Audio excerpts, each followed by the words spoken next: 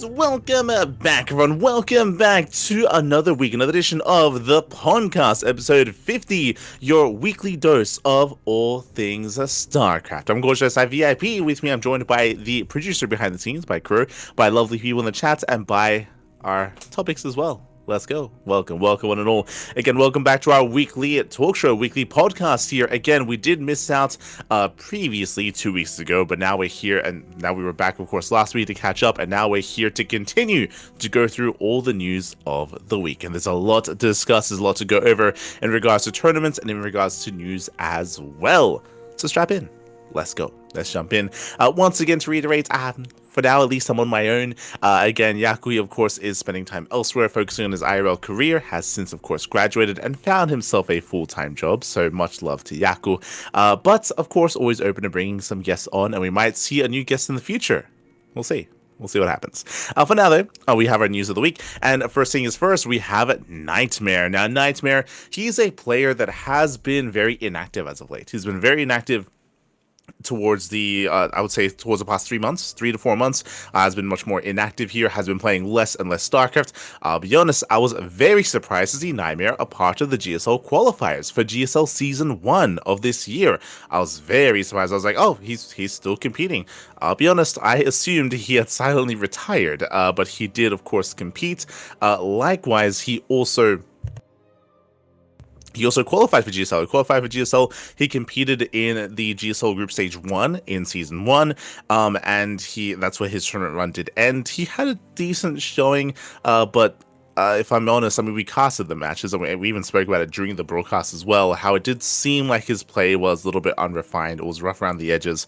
It did seem like, we knew that he wasn't really dedicating as much time to StarCraft because he started competing in Deadlock, and he recently did compete in the GSL Season 2 qualifiers where he did fail to qualify. So Nightmare was not a part of this season's GSL, and with that now has publicly announced that he is retired. He did mention how he is going to be stepping away from StarCraft. He, of course, gave a shout out to his team, Streamer Zone, for, of course, supporting him for as long as they did, but it does seem like now he is going to be stepping away and focusing his attention on Deadlock. Deadlock, of course, being another new competitive game that did release relatively recently, and we knew that Nightmare, he was competing in it, he was devoting a lot of time to it, and that was time being taken away from StarCraft. So it's a little bit bittersweet, just because it's good to hear that he's found another passion, he's found something that he is dedicating his time on, but it isn't StarCraft. So we do bid Nightmare adieu.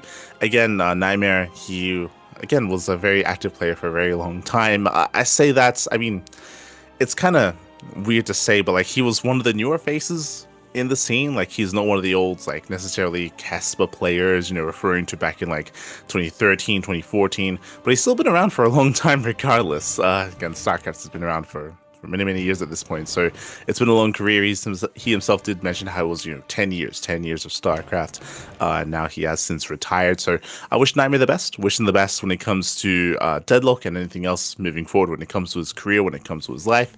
Best of luck to Nightmare. GG.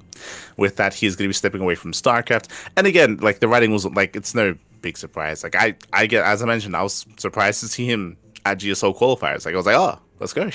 Like, I just assumed he was silently retiring, but no. Instead, he competed a little bit longer and now did step away. And of course, always sad to see as we do bid Nightmare adieu. So a bit of somber news initially, but we do have some other news coming up. Of course, that is going to be from the RSL. The RSL qualifiers were quite some time ago. As a reminder, we did cover the qualifiers, but they were before DreamHack Dallas, before GSL, before all these, before EWC qualifiers, before all these big events. We did have the RSL qualifiers. It was quite some time ago, but now soon it's time to bring the actual event to fruition, right? The event is going to be coming up momentarily here within the next couple of weeks, and we now have news regarding the voted on maps. We already have the confirmed players for the RSL, but now we have the maps as well. So apparently they did decide to get rid of some of the less played maps in the map pool. And they have since conducted voting, I should say, to replace them. So the least played maps of the map pool are Lost Fantasy, Torches, Incorporeal, and Pylon. Those are the 4 least played maps currently in competitive play. Again, Last Fantasy being the most vetoed map, Torches the second most, then Incorporeal, then Pylon. So they have been replaced here, at least for the RSL tournament, with Seleganea, with the Grid, Kill Switch, and Antimatter. These 4 maps are maps we have featured in the past. They are all TLMC 20 maps. They were all a part of even our tournaments as well, when we were trying to showcase maps, trying to decide which maps to add to the map pool as well. So on the one hand, I really do like that they are mixing up their map pool and introducing some of the TLMC 20 maps. If you remember, we actually discussed this with Yaku not too long ago. I say that a couple of months ago at this point, in regards to the kind of door being open now to tournaments being willing to be more flexible with their map pool. We spoke about this in the lead up to TLMC and to our new map pool currently, is that in the lead up to it, a lot of tournaments had their own custom map pools, taking from TLMC 20 and taking from other TLMCs as well. Our tournament included the Pig Store Cups, Water TV Mondays, the Monday Night Weeklies, and overseas events as well. We were all kind of mixing and matching different maps, and different tournaments had different maps as well. And we spoke about how, sure, like now we're going to get a new map pool, and now we're all going to like kind of file in, and we're all going to file in and kind of have our own standardized map pool now because now there's a new pool. But the doors are now open because of so much mixing and matching that we did, that could happen again. And we're kind of seeing that here. On the one hand, I like this. I do like that we're mixing up the map pool and that we're adjusting things. I'm not too fond of the idea of replacing all of the least played maps. The problem with this is there's been obviously some criticism here, and I think I agree with it. The problem here is, hey, basically they're saying, hey, we got rid of the least played maps, so we're going to replace them with maps that probably going to be least played as well. Like, like they're keeping all the common maps, so they're going to stay common. Like that's the weird thing about what we're seeing here is that they kept all the standardized maps that everyone plays on, maps that everyone is already competing on, like Ley Lines, for example, like Ultra Love, which are already old maps in the map pool from last season as well, by the way. Maganatha and many of the others, again, maps that we're already seeing a lot of, and we're going to continue to see more of them as well. I feel like because they got rid of the least played maps, those maps were already being vetoed to begin with, so there's less of a chance we're actually going to be seeing maps like the Grid, Kill Switch, Antimatter, and Seleganea in RSL. So it was a weird decision. And right now there's a lot of criticism surrounding that, talking about how like they probably should have just gotten rid of the most played maps to mix things up, then to introduce these TLMC 20 maps to force players to play on some more quirky maps. I understand why they didn't, because they don't want to mess things up too much. Like they don't want to make things like more imbalanced or more uncomfortable. But specifically, this change does feel not pointless, but it feels kind of weird. It feels kind of weird because it's cool that they're bringing in these other maps that we don't get to see as much anymore, but I don't think we're going to see much of it, is the problem. like again, these maps are already being vetoed to begin with, the maps that they replace, and that's probably going to continue. I'll be very excited whenever we do get to see the Grid or Antimatter or Kill Switch, but yeah, it was I don't know if I fully agree with the rationale behind like the process in which they brought this into fruition. We'll see how the event goes, and again, I'll be very excited to see any of these maps featured for the first time in a long time in RSL. We'll see if it happens. We'll see if it does happen. So again, exciting news regarding the RSL, and again, the RSL is right around the corner. I don't know if we have, we did announce full dates on that previously, but RSL is around the corner and should be coming at you soon. I guess on the side note, another announcement that was revealed, of course, recently was that RSL they're now open to co-streaming. So I may as well add that as well. Is that originally we weren't going to be casting it because it's not open to other English casters, but they did just announce yesterday that they are open to co-streaming. So we're most likely going to be on that. The CranKy Ducklings, We're probably going to do our own co-stream, basically a side stream, like a viewer party of the RSL. And yeah, I look forward to it. I do look forward to it.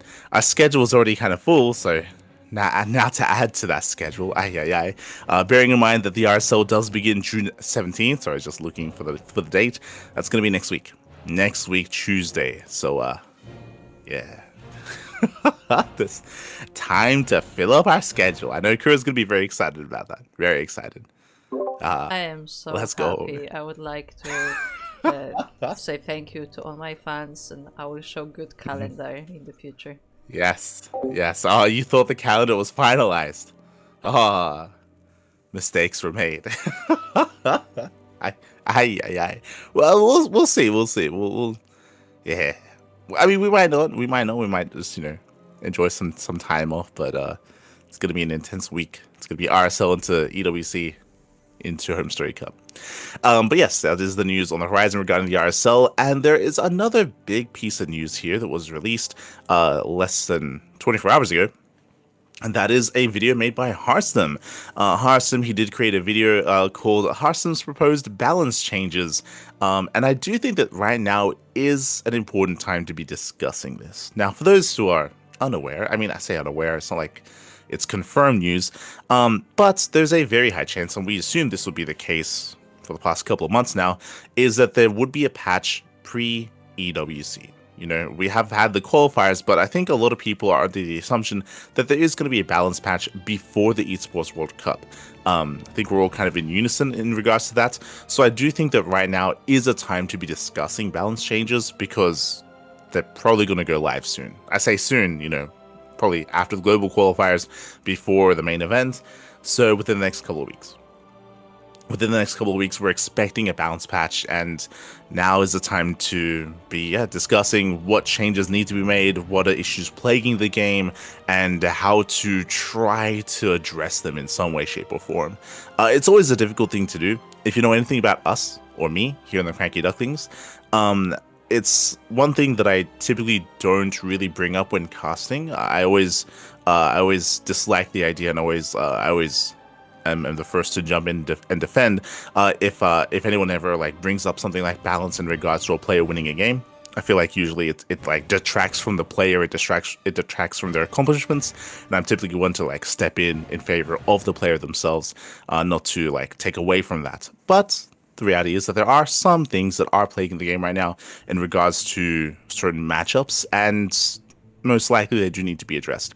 There's some things that I think are going to be a given, but we'll get into it. It's a short kind of list, short amount of changes, but there's a lot to discuss for sure. I think something as a bit of a precursor to this, something really important to bear in mind as well in regards to the current state of the game is that a lot of the there are certain matchups that have been in flux in regards to the meta, in regards to how things have been changing. A big reason for this, if you've been watching, I think the best example of this is TVP.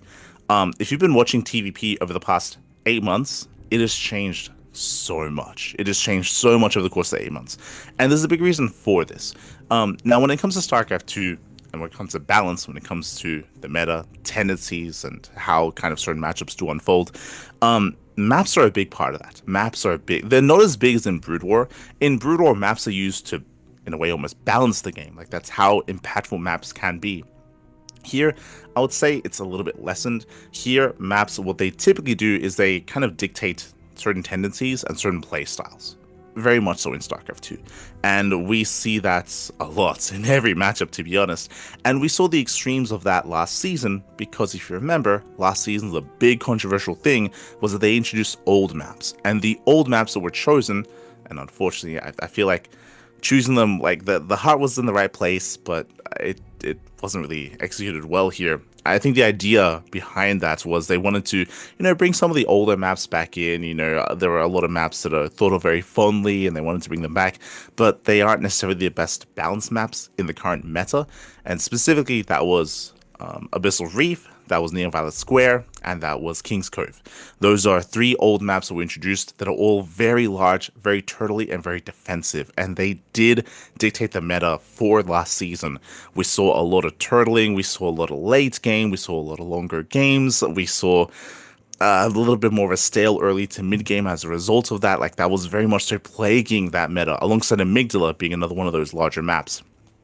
The reason why I bring this up is because now we have a new map pool, and I was talking about some of my concerns previously when we first went live with the new map pool as well, about how I'm concerned that we might have gone too far in the opposite direction. Because the last season we were so extreme with just how big the maps were introduced and how much it was plaguing the meta and how much everyone disliked it, now we have a lot of smaller maps, which isn't necessarily a bad thing, but it has kind of taken its toll on the meta, on how players or on how a lot of matchups are going right now. And because of that, all-ins are more common. 100% all-ins, 2-base all-ins, 3-base all-ins. This applies to a lot of matchups as well. And it has caused quite a bit of problems and quite a lot of adjustments in how a lot of games are being played right now. I should also emphasize that like we cast more StarCraft than anyone else. We cast like the quantity of games that we cover is quite a lot. So I feel like we can talk about some of the tendencies in certain matchups with somewhat of like confidence here. Like we kind of know how things have been played out. I can say that at least. I don't want to say that I'm one that can like, you know, talk with authority about the balance or anything like that. Not at all. I don't want to do that. But I can talk a little bit more in generalizations here and with at least some like, you know, knowledge to back that up. And when it comes to the meta currently, TVP has been shifting a lot. So previously in TVP, because the maps are so much larger, we saw a lot of this kind of swarm toss style. When Protoss players would get into a certain point of the game where they get 3-4 bases and contain the Terran, you would notice this a lot if you've been watching for the past 8 months. Protoss players, they would gain map control and they would mass expand and they'd play, we would call it more of like a swarm toss style. Other people, I think a lot of YouTubers would call it like gateway man, like as a way to like make fun of it a little bit instead. But it's a way where they just mass expanded, stay on a really low gas counts, and Terran players, they would just be overwhelmed and they couldn't really have a presence on the map. And partly because of how large the maps were. Then, because that was happening so much, and because the maps got smaller, you would know this, over the past 2 months, we've seen a lot of all-ins. We've seen a lot of all-ins in TVP. GSL was played with it. DreamHack Dallas was played with it as well. A lot of the Koreans and European Terrans, they just did non-stop 2-base all-ins, and it was doing really well. But if you've been watching the meta or the games as of recent times, over the past month, over the past 3 weeks, you would know that has changed. Now Protoss players are playing more defensive. Now, like again, like TVP has just changed and shifted so much, even without balance changes. That's what's interesting about it. But it's changed so much. And nowadays, a lot of Protoss players are now playing very safe. Because the all-ins were so common and so successful, now Protoss players are more often playing safe. 3-gate openers, 3-gate gases into Robo, 3-gate gases into Templar Archives, into Faster Storm, which has become a problem. But now we see a lot more defensive play, and now all-ins are being less effective and less common, and now we're moving away from all those all-ins in recent weeks. And now we're seeing, because Protoss players have been so much more defensive, and because we've seen a lot of Protoss players actually play 2-base into Storm, then into a later third, then Terran players have been playing a little bit more scared. Now they've been being more defensive, and we've been seeing Terran players all-ins have been failing. All-ins have been failing because of this, and now they're switching into like a more like tech-heavy ghost style on 2 bases before a third. Like right now, both players, like Terran and Protoss, are both scared. Like right now, they're both scared of each other. They're both being more defensive early on and getting into the mid game in this kind of weird game state.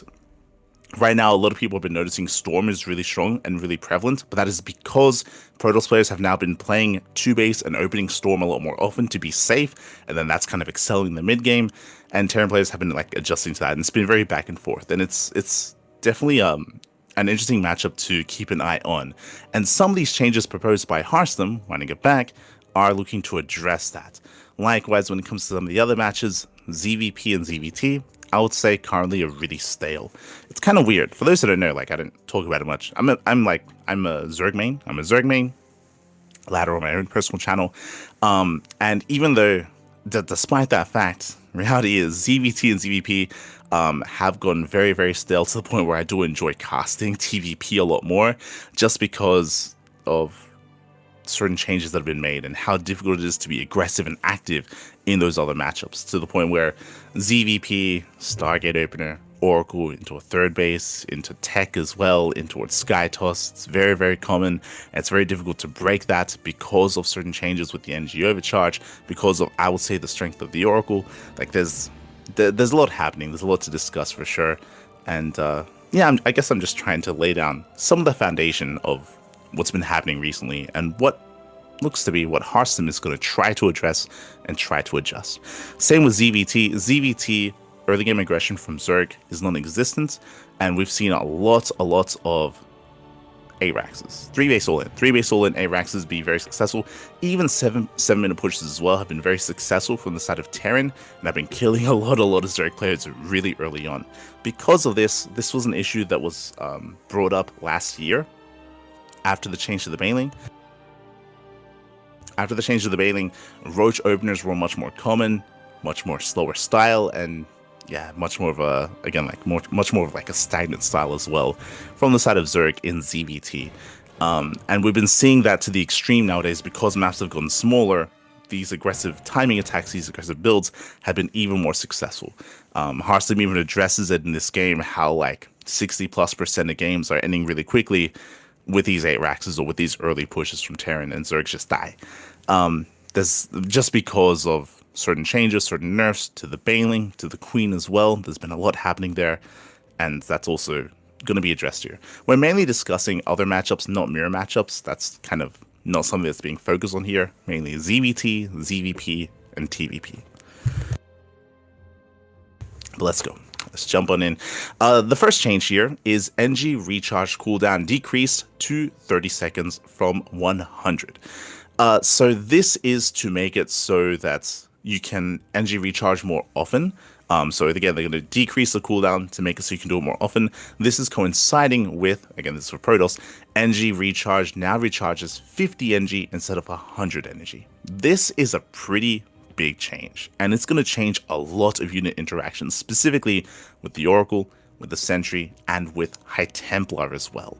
When it came to these changes, personally, I was thinking about changing the Oracle. The Oracle is a really, really strong defensive unit currently, especially in ZVP, in Zerg versus Protoss. It's a very, very defensive unit, and because of that, it's I would say one of the reasons why Zerg players can't really be too aggressive early on anymore. The stasis traps, the pulsar beams, the scouting that the Oracle provides, it does so much right now. It does mean that Protoss players are very, very safe in the early game, which is why we just skip into the mid game currently in the meta. And so because of that, personally, I was thinking of just targeting the Oracle specifically, but this change that Hearthstone is proposing won't target the Oracle, it'll target everything. And I don't know if that's the way to go about it. It's an interesting one, and it might be the best approach because of certain other kind of issues that are arising because of the NG overcharge. I was referring to the High Templar earlier. Because Storm openers have become more common and more popular, it does mean that all-ins in TVP are less common now, because if you rush into Storm early on, these early all-ins they're just being shut down. They're just being shut down so much, and it allows the Protoss player to be more safe, and now there are less aggressive options for the Terran. So now there are less aggressive options in TVP, there are less aggressive options in ZVP as well, because of the Oracle, because of the High Templar, because of the Storm. The other thing that Hearthstone spoke about here in this video is the Sentry. Specifically in TVP, the Sentry, thanks to the NG overcharge, now is able to hallucinate and see everything. So if the Terran player is going for an all-in, is being aggressive, then it's being seen immediately. It's very rare for an all-in to be hidden from hallucination scouts. That's like another big issue. So there's a lot of like issues currently when it comes to scouting, when it comes to defensive prowess here from the Protoss side, and this NG overcharge or this NG recharge adjustment is designed to try to target all of that. And I mean, it will, but for sure, it's a big change. Personally, I feel like this might be the biggest change out of everything here. That Hearthstone is proposing. It doesn't sound like a big deal, and Hearthstone, in this video, he specifically refers to the Sentry and how that will adjust Sentry scouting, but again, it is something that will actually affect all things Protoss when it comes to how many storms are going to be available, when it comes to how much energy the Oracle has for pulsar beams, for stasis traps as well, for revelations. Like, everything is going to be impacted by that, and right now, I think everyone would agree that the NG overcharge is just a really powerful tool at the moment, and yeah, it's definitely going to be an interesting approach.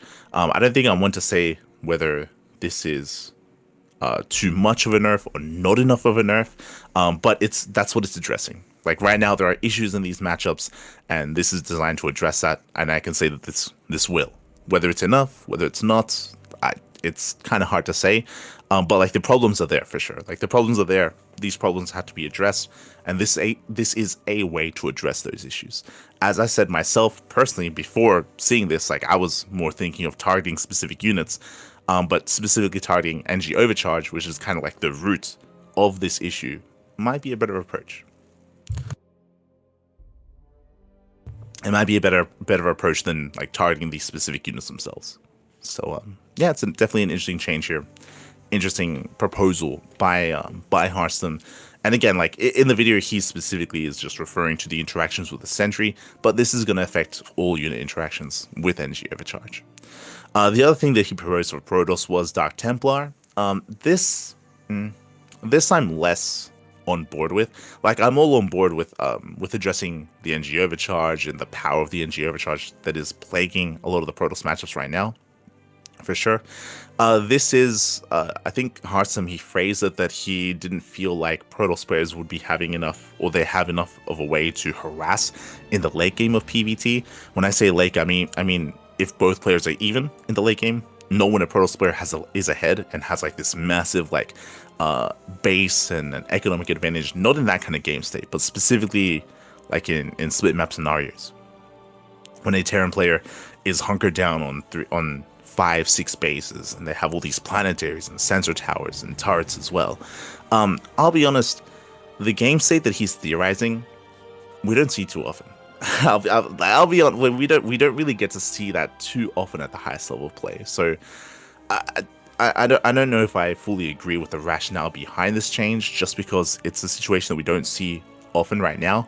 That might change after the change to the energy overcharge. Maybe we do. Maybe we do see that more often, and then maybe it does become an issue that Protoss players cannot harass as much, and maybe Hearthstone is trying to think a little bit further ahead in that respect and wants to try to make this change now instead of waiting 6 months and then trying to propose that change later. That might be the rationale there. If that's the case, then sure, like then maybe I can get on board with that. But currently, like I don't see this being as much of an issue. It doesn't feel to be the case here, but we'll see.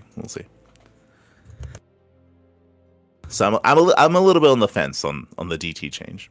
The other one is for Terran for the Widowmine. The Widowmine becomes invisible after the armory finishes. This is a reversion. This used to be the case. This used to be the case back in the day. And there's been just so many changes to the Widowmine, to the point where Widowmine drop play is almost never seen at the highest level of play. The reasoning for this isn't because of this change. It's because the Widowmine got nerfed in like 4 different ways. Like there was, if you remember, it happened like a year ago. But there was a change where now it'll happen at once. Now players get an alert when the Widowmine gets dropped. When a Widowmine gets dropped and when it burrows, before it targets, before it attacks, the alert happens prematurely. So it does notify the defending player ahead of time, whether it's Zerg, Protoss, or Terran. I believe now it notifies when the Widowmine burrows instead of when it targets and attacks instead. So now you have a couple of extra seconds to respond. That was one change. The other change was now it does less damage. They reduced the damage that would do, like the splash radius damage, I should say, and it also made the radius smaller. The radius used to be a lot larger, so it would attack a larger area, of course, and now it's smaller as well. And they also made this change when now you do need drilling claws to actually unlock the ability to cloak instead of just the armory. So there were a lot of changes, a lot of nerfs done to Widowmine drops to the point where now we rarely see them. Like now it's Widowmine drop openers used to be so common and used to be the meta of TVP. Nowadays, more of a rare sight. Not that we never see them, but it's less common than it once was. So the idea of buffing the Widowmine, I'm not opposed to it, just because all these other nerfs were already applied to minimize and to reduce the effectiveness of drop play, and that was the real issue, just how powerful Widowmine drops were. I don't think this is going to buff Widowmine drops in any way. Like this isn't about Widowmine drops. This is about the mid game of Widowmines and how effective they are to support the main army. specifically, what he addresses here is currently in TVP. When it comes to right now, there's just a very much so a prevalence of this gateway style, right? Of going storm and charge. Like charge lots are very much so the bread and butter of TVP currently, and it's really powerful, really cheap. And Widow Mines aren't as good currently anymore because whenever the shot goes off, whenever they're in the mid game to support the army, they're dying, right? The Widow Mines are going down very quickly, and you're not really gaining much value out of them. Usually it's one and done with the Widow Mine. This change, ideally, would allow for Widow Mines to persist. So you get a couple of shots off, Widow Mines survive, they recharge, and they can be used again in the next fight. So they're able to have a little bit more longevity in the game, in the mid game, and you can gain more value out of that over time. And personally, like, I'm all for it, I feel. Like, again, as I mentioned, like, I don't think this is really going to impact drop play, not at all. This is more about just giving Terran more sustainability in the mid game against Protoss. This will affect other matchups like TVZ as well, but I'll be honest, I feel like in TVZ, it's not going to really matter as much because we already have Overseers. Like I should say, detection is already a factor, even without the armory, even without Widow Mines getting close. Like Zerg players, they typically already have detection with their army to deal with that, to focus on the Widow Mines before the shot even goes off. Like I don't think this is going to impact TVZ anywhere near as much as it will impact TVP. On top of that, currently, because of these like more prevalent storm-based openers, it is not uncommon to see Protoss players actually not have observers with their army, and this will force that, right? This will force Protoss players to actually have a robo to make observers, to keep them with the main army, to actually have them in the mid game to clean up Widow Mines, right? Whereas currently they can skip it. They can skip it, and that's a pretty big deal, like to skip the robo or to delay it or to just not have observers with the main force, to have less observers as well. So it's another big like investment from the side of Protoss, which I don't think is a bad thing. Which I don't think is necessarily negative. The other changes are to Zerg, and these are interesting changes that I wasn't really thinking of, but I do like the rationale behind them as well. We spoke earlier, kind of when we were laying down like the foundation of all these things, of how certain matchups are playing out at the moment. I was talking about how stale ZVP and ZVT is, and Harsam, he echoes that sentiment here, and this is a way to try to address that. Currently, I spoke about how, especially in ZVP, for example, it's very difficult to be aggressive, like with oracles, with stasis traps, with their pulsar beams, with scouting, with the shield battery, with the NG overcharge, with sentries. It's very difficult to go for run-bys and counterattacks. Now, with the proposed change of Ventral Stacks being available with the Evo Chamber, not with the Lair, so now drop play becomes online earlier, then you can be more aggressive earlier and go for drops earlier as well, and drop into the main, drop into the natural, drop into the third base as well with like Baneling drops, for example. Just giving the Zerg player more tools to be aggressive in other ways, I feel like is a good thing. Whether or not this is going to be too much, specifically coinciding with the NG change, with the NG recharge change, that's yet to be determined, because I think it's important to bear in mind that there are layered kind of nerfs and buffs here, because it's not just that now Zerg players can drop more often, now it's also that Protoss players have less NG than they used to because of the previous NG overcharge change as well. So there's a lot coming into play here. Overall, I think this is a good thing, though. I think, like as I mentioned before, I do agree that right now, again, and this also affects ZVT as well, right? This will also impact that matchup. But right now, it is very, very easy for Protoss players and Terran players to be defensive, to get up to 2, 3, 4 bases and do what they want, right? And get into their own builds. And Zerg players are just kind of stuck at home, stuck droning, stuck macroing, more so than they used to be. And giving them tools to be aggressive like this, I'm all for it, 100%. I'd be all for it. I think it'd be healthier for the game. I would say that right now, that is one of the weakest parts of the game right now, is the ZVP and ZVT matchups. Again, like, even as a Zerg player, like, nowadays I prefer casting TVP. It's crazy. Like, it's just more interesting. There's just more things happening. There's just more things going on, which is sad, which is definitely a sad state for the game to be in, but that's the reality at the moment, at least. So I'm all for the change for something like making vengeful sacks available sooner than normal. He did address the issue there.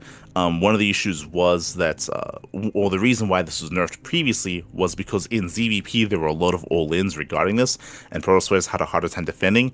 But he did speak about how currently in the current meta, because of the NG overcharge, even if he's pushing to nerf it right now, despite that, the existence of NG overcharge means that Oracle openers are still safer. So specifically, all-ins most likely won't be, or they won't be as effective as they used to be.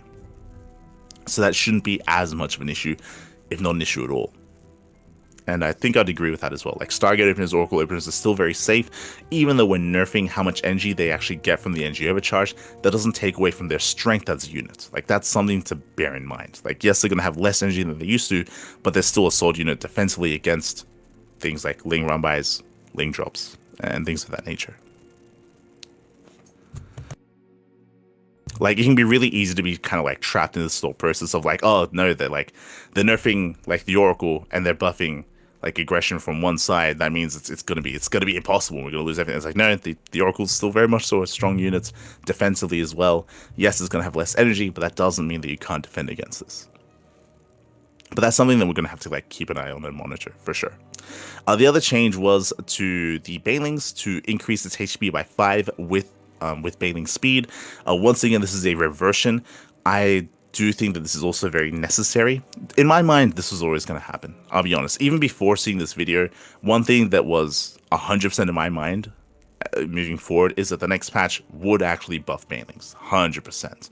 Like, the change to the Bailing, the change to the Queens, the changes of the nerfs that Zerg received over the years, leading up to this current game state, where these 8 Raxes and 2 base pushes and 3 base all-ins are killing Zergs on a very regular basis in GSL and GMAC Dallas. Because of that, a big reason for that is the ineffectiveness, or just how much weaker Ling Bane has become over time, right? Over time, it's now a lot more difficult for Banelings to engage and to collapse in and to actually deal with these pushes, partly because of the nerf that was provided previously. So buffing this again does make sense, especially to try to disincentivize Roach-based openers. Like, Roach-based play are so much slower, like, especially as a viewer, as a caster, as a player as well. Opening up Roach has become much more common because you have to, because of how weak Ling Bane has become. And buffing Banelings here would be a good way to bring that style back into the meta. And also, I think he spoke about how like it might also incentivize players to play Ling Bane Muta again, which would be a lot of fun. I don't think it's gonna go that far. I don't think that would happen. Like, Muta play had already fallen off even before the nerf to the Banelings, so I don't see that happening. But regardless, I do think it's a good thing to try to promote Ling Bane play and lessen Roach play. At least in the current meta. It's a lot more fun, it's a lot more dynamic. I think everyone loves the dynamic between Ling Bane and Bio, 100%. So anything that can like push that kind of play is, I would say, a positive thing for sure. The last 2 changes are a change to Microbial Shroud and to the Infestor. This is an interesting one. Microbial Shroud now negates 50% of spell damage. This is basically meant to be a way to make Microbial Shroud more viable in ZVP, specifically in regards to Storm. Harsami just spoke about how, or I should say, he addressed one of the issues of ZVP, and partially ZVT as well, talking about defensive late game, and how Protoss players currently in the meta, their win condition is not to get ahead, is not to deal early game damage, is not to be active on the map. Right now, the win condition for Protoss is to get up to 4 bases. If they can defend, get up to 4 bases, and get into Skytoss, they're good to go, right? That's I mean, look to Classic versus Serral, for example. But that is the current like thought process and the current like trajectory of the ZVP matchup. Is just chill, just defend. You don't have to be aggressive, you don't have to be assertive, you don't have to get ahead, you don't have to do critical damage. Just be defensive, get to your late game. And on top of that, we spoke about how difficult it is for Zerg players to try to be aggressive and try to break a Protoss player leading up to that, and how it's been getting more and more difficult over time. And Protoss players can now are now excelling at being defensive like that. This is a way to kind of buff the mid game, to buff mid game army compositions from Zerg, to be able to have that be more viable, and to force Protoss players to be more active on the map. Specifically, I'm referring to right now, if a Zerg player is stuck on Hydra tech, they fall behind, right? If they get into the mid game with I should say Hydra Lurker Viper, if they're being active, if their opponent goes into Sky Toss, then they're kind of stuck with a subpar army and they have to hard switch out into Corruptors. Hydras, they fall off so hard once Sky Toss comes into play. This is a way to make them a little bit more viable, still give them a little bit more presence, and maybe even use them to transition out a little bit easier into something like Spire play, just to make Storm less effective. I think he even spoke about how like, oh, this can also help out like Ultra-based armies or just any kind of army against Storm-based play. I think what's important is, again, this is kind of like layered nerfs to Storm, where there's this, which would make just Zerg armies more powerful with Microbial Shroud, but also remember there's going to be less Storms because the previous changed NG Overcharge. So there's like a lot happening there in regards to High Templar, in regards to Storm. In general, I do think I like this. I think he also spoke about how Banelings, specifically in ZVP, also because of Storm, like Banelings also get completely shut down and it's hard to be active with Banelings. So this is also going to be addressing that as well. And it's an interesting change, a change that I wasn't really thinking of, to like add an alternate effect to Microbial Shroud to actually make it more viable and actually useful. Like right now, there's a bit of a limit on Microbial Shroud because once Storm comes online, Microbial Shroud is just useless. Just straight, it's just useless as an ability. Like you just die within it. But to have that layered on top of the protection you get against air units as well, I think I think it's a really interesting change, and I think it would probably be healthy for the game. As he mentioned, like the goal there, allowing the Zerg ground army to be more effective and for it to have more sustainability. Ideally, the goal there is not necessarily to like nerf Protoss, but is to force Protoss to actually be active earlier, to get damage done, to be active, to have a presence on the map, to not just turtle, and to give them some kind of urgency. And I think that's a good thing. As you mentioned, like right now, there is none of that. There is no urgency for the Protoss to be active on the map, to be aggressive, to harass and go for these earlier pushes. They can, and some of them do, but like a lot of them, like their win condition is just survive. It's just survive until late game, survive until Sky Toss, and we want to change that, right? Or at least that's the hope, is to change that mindset, to change that dynamic, to change that kind of play style.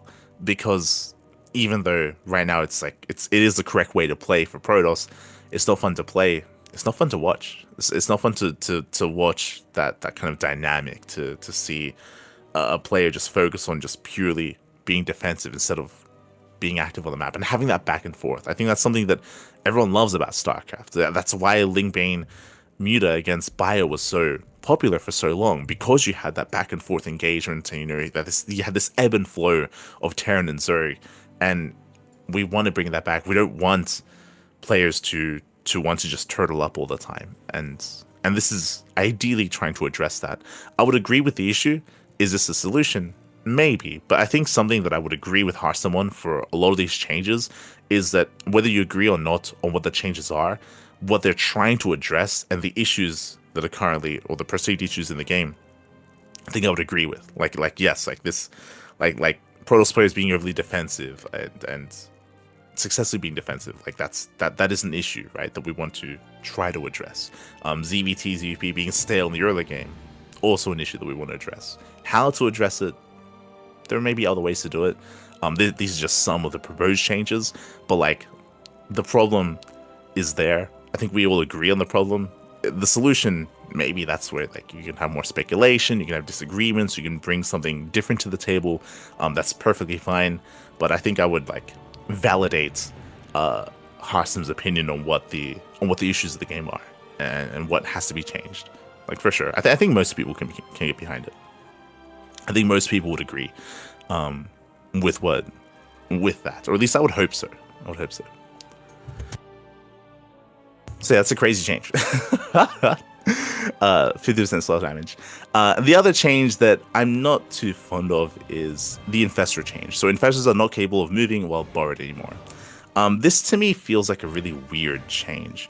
This change to me feels kind of like the Dark Templar change earlier. I spoke about how the Dark Templar change felt kind of weird because currently the game state that Hearthstone was theorizing, we barely get to see. We barely get to, like, he was talking about how specifically when a Terran player is able to successfully turtle up to 5 bases, that's when Protoss have a hard time breaking them and harassing and being active.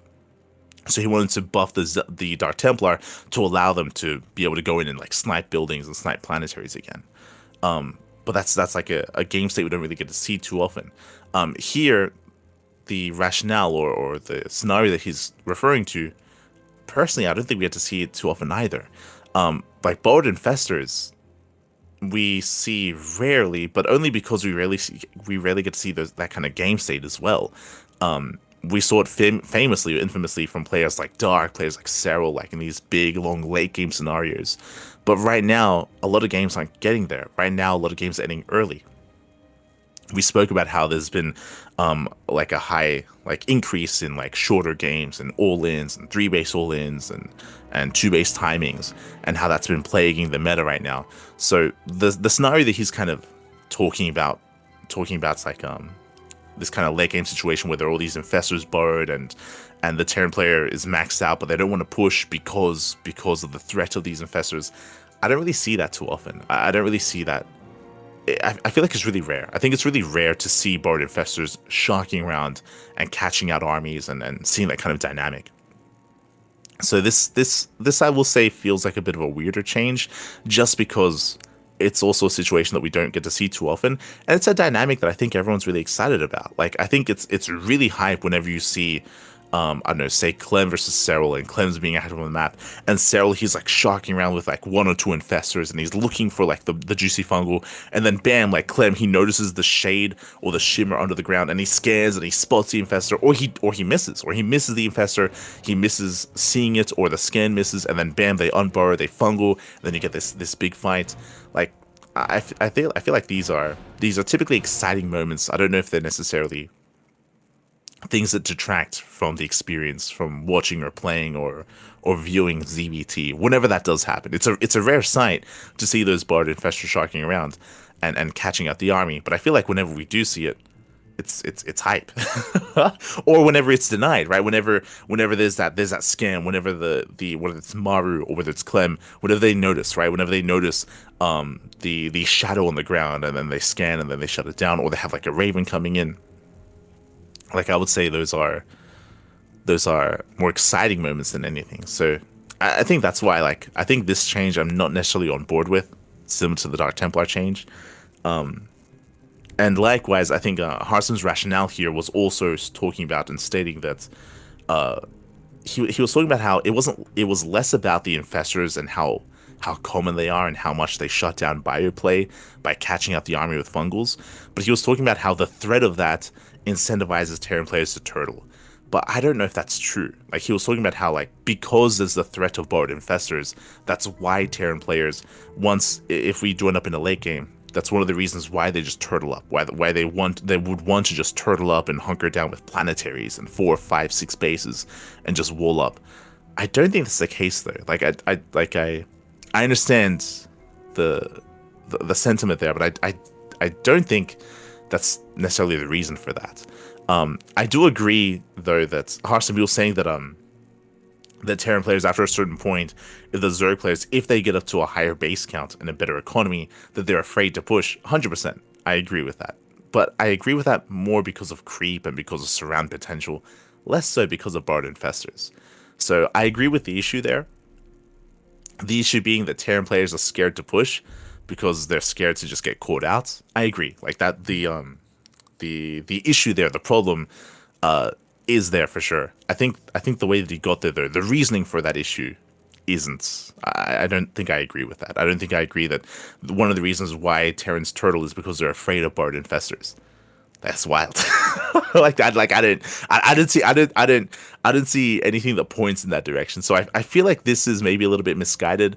Where, like, once again, like, I agree with the perceived issue, but the solution or the reason for that issue, I don't agree with here. Like, that's the one thing that I would say regarding the infestors, and probably regarding the Dark Templar as well.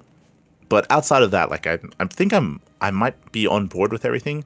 The changes to the NG overcharge, the changes to the Evo chamber, to Banelings, to Microbial Shroud, to the Widow Mines. I'm fully on board with the rationale, and with the issues that are trying to be addressed. The other two, I'm more so on the fence, and I'm not entirely convinced, especially with the infestor change. I'm not convinced that there's much validity behind the reasoning for the proposed change. But yeah, regardless, again, do check out the video. Do check out Harsim's proposed changes and what he feels to bring to the table. I think he does open it up to discussion as well in the comment section. And as I started this segment off, I do think now is the time to be discussing this, just because I think we all just assumed that there is going to be a patch coming out soon within the next couple of weeks. So right now would be the time for discussion, to raise different points, to come up with different solutions as well, and to try to approach these perceived issues so far in the game, for sure. The killing strategy of sneaking in pets. That's what I mean. Like, that's not. I don't think that's the issue. Like, I'm not for that. Going back to the medium build, for sure. Will the Microbial Shroud buff bring back Road Ravager Ling Bane in ZVP if this does get changed? Maybe. I think the Microbial Shroud change opens up a lot of different compositions to be more viable for a lot longer, for sure. Whether it's Lingbane Roach Ravager, or Lingbane into Ultra, or Lingbane Hydra, I think a lot more styles become more viable there, which I think is a good thing, for sure.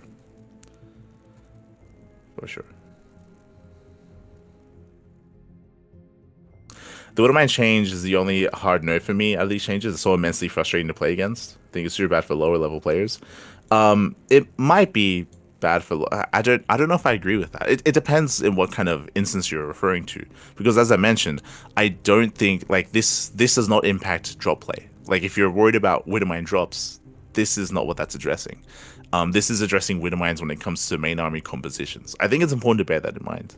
I think that's why I started the Widowmine discussion off, talking about how specifically Widowmine drops were nerfed in other ways, which is the reason why we don't see Widowmine drops anywhere near as much anymore.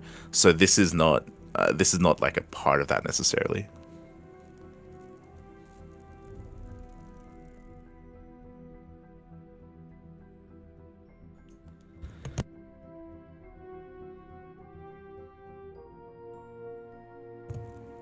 In lower leagues, the armory change was the most important. Never change that back. I don't think I agree. I have seen a lot of discussion and a lot of people upset about that Widowmine change. But again, like I think it might be a little bit misguided. Like, other changes were made to make Widowmine drops weaker already. So this is not necessarily going to be as detrimental as it once was, just because the other changes made, right?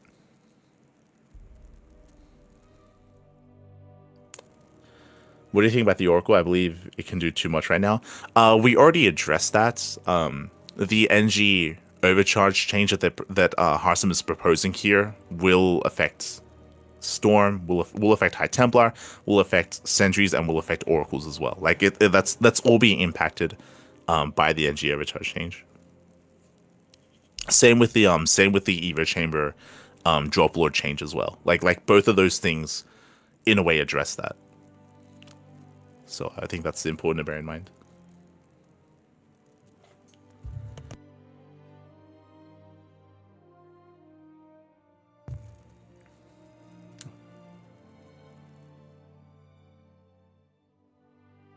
I think oracles are busted before the NG overcharge.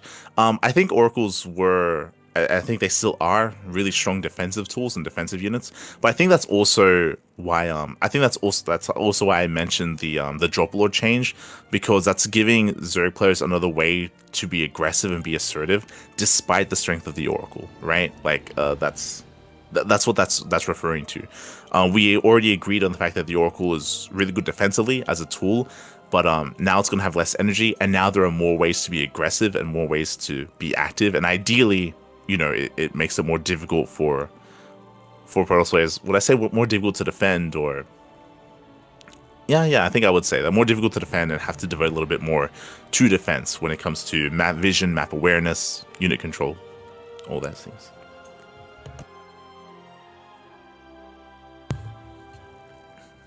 So that's like, I think it's important to bear in mind that that's what like these changes are addressing those things. They're indirect, but it's being addressed.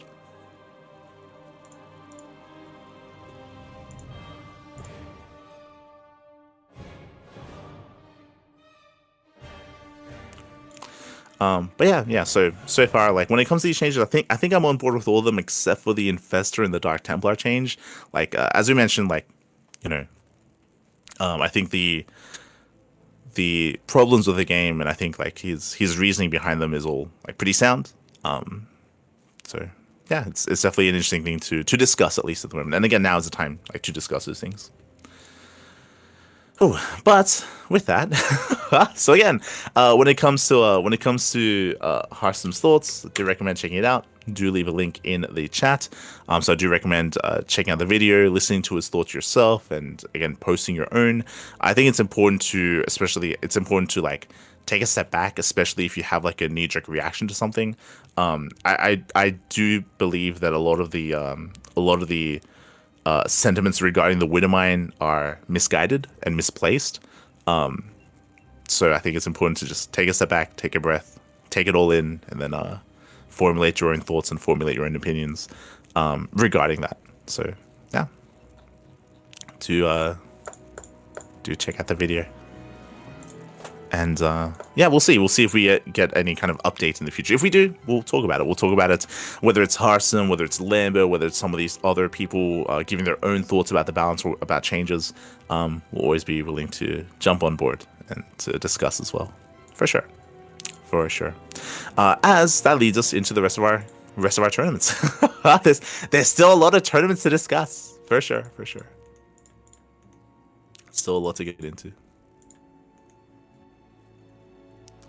And speaking of, from the top, we do have our modded tournament. So again, that's going to be the end of at least our news for the week. Again, we had the news regarding Nightmare, RSL, and the Hearthstone's balance changes. And again, I think there are other discussions that are currently going on regarding said changes. And again, proposing your own. All for it. Heading on over, though, we have our tournament results of the week, starting off with StarCraft Evolution. Now, this week we had like a big catch-up week because we were so busy with EWC and with GSL and with DreamHack.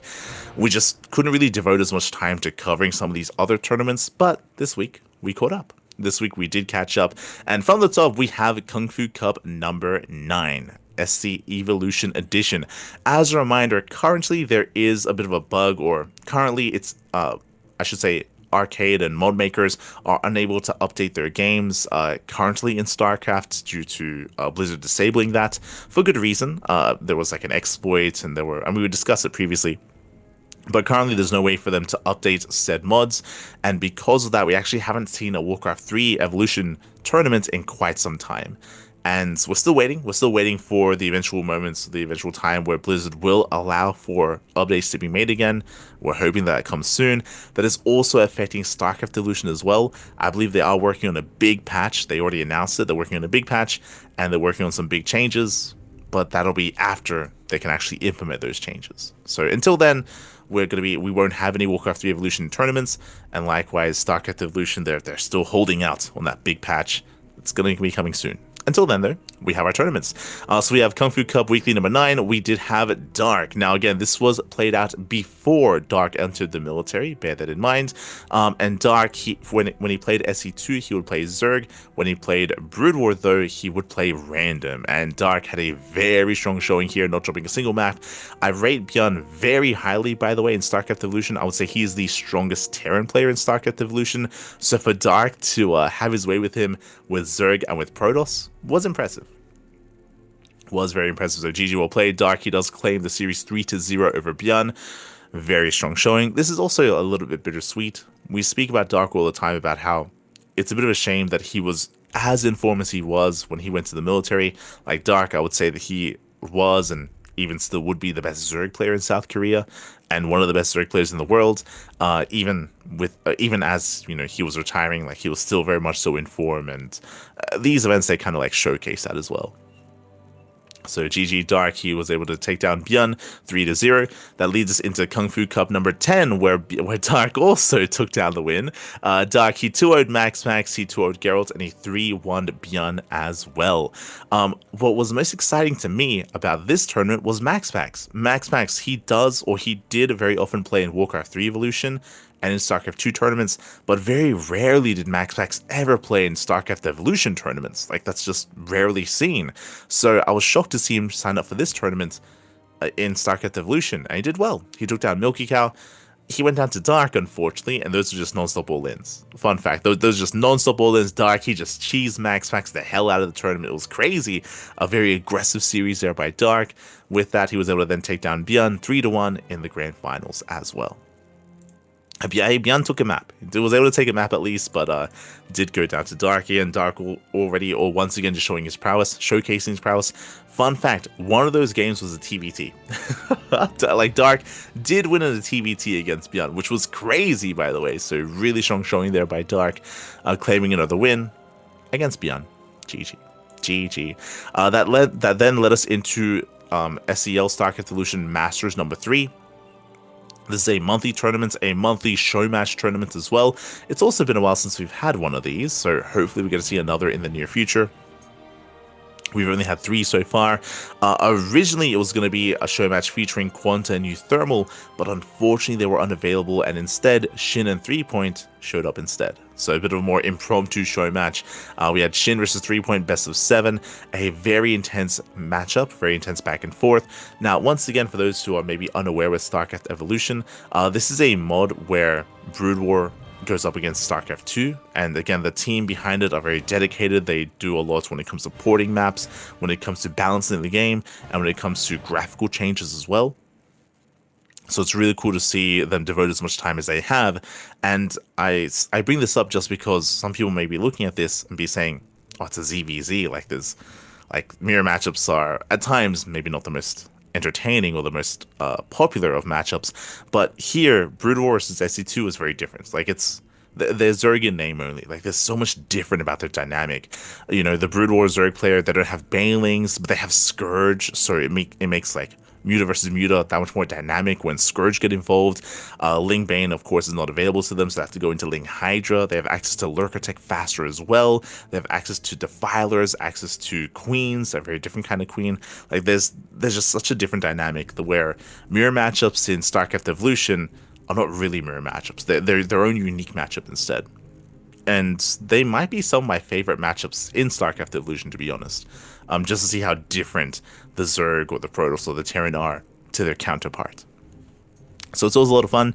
In the end, Shin did take down 3.4-2. Strong showing there by Shin. In the absence of Dark, I would say that Shin is probably the best Zerg player in StarCraft Evolution. I think Shin, he now has that mantle.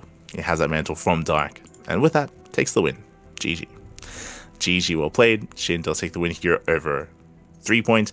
That leads us into another show match. This one caught me off guard. This is a show match that the SCC hosted. Again, the SCC, he's a long-time retired player. He retired back in Heart of the Swarm. He's a Korean Terran. He used to be a pseudo Axiom player. He was living in the Axiom team house for a long time. Never joined Axiom, but he was good friends with Ryung, with Hart, with Crank, with Alicia, with everyone in the house. And he recently came back to cast. Recently came back to play a little bit, but to cast specifically StarCraft Evolution. And you will see him in some of these tournaments. He does compete from time to time. But here he hosted a show match. And he casted a show match between Shin and Dice. And Dice, there's no information. There's no information on Dice. This is the first time that he's been competing under this ID, and he looked very strong. Like, Dice versus Shin was very impressive, very clutch, very close back and forth. TVZ, it was a very entertaining series. I do recommend the VOD. We did cover it ourselves, of course. And what we did find out is that Dice is not his typical ID. Basically, Hyper One reached out to the STC and asked him, hey, who's this Dice guy? Who's competing? Who is this? And the STC said that all he knows is that Dice is an ex-SC2 pro gamer. right? He's an ex-SG player, and he's now going under a different ID. And that's all he has. That's all he knows. So there's a lot of like ambiguity surrounding Dice as a player, and there's a lot of people theorizing as to who it would be. It is my assumption that Dice is probably one of the players that retired back in Heart of the Swarm. Like, I think a lot of people were like, "Oh, is this like fantasy, or is this like fantasy, or is it like?" I think everyone was assuming, or like TY. Like, I think a lot of people were assuming that it was a more recent retired SC2 player that is now active in Brood War, and that's why they're so good. I don't think I would agree with that. Like, in my mind, if this was fantasy or TY, I think they just use their ID. Like, I don't know if there's much reason to like hide who they are.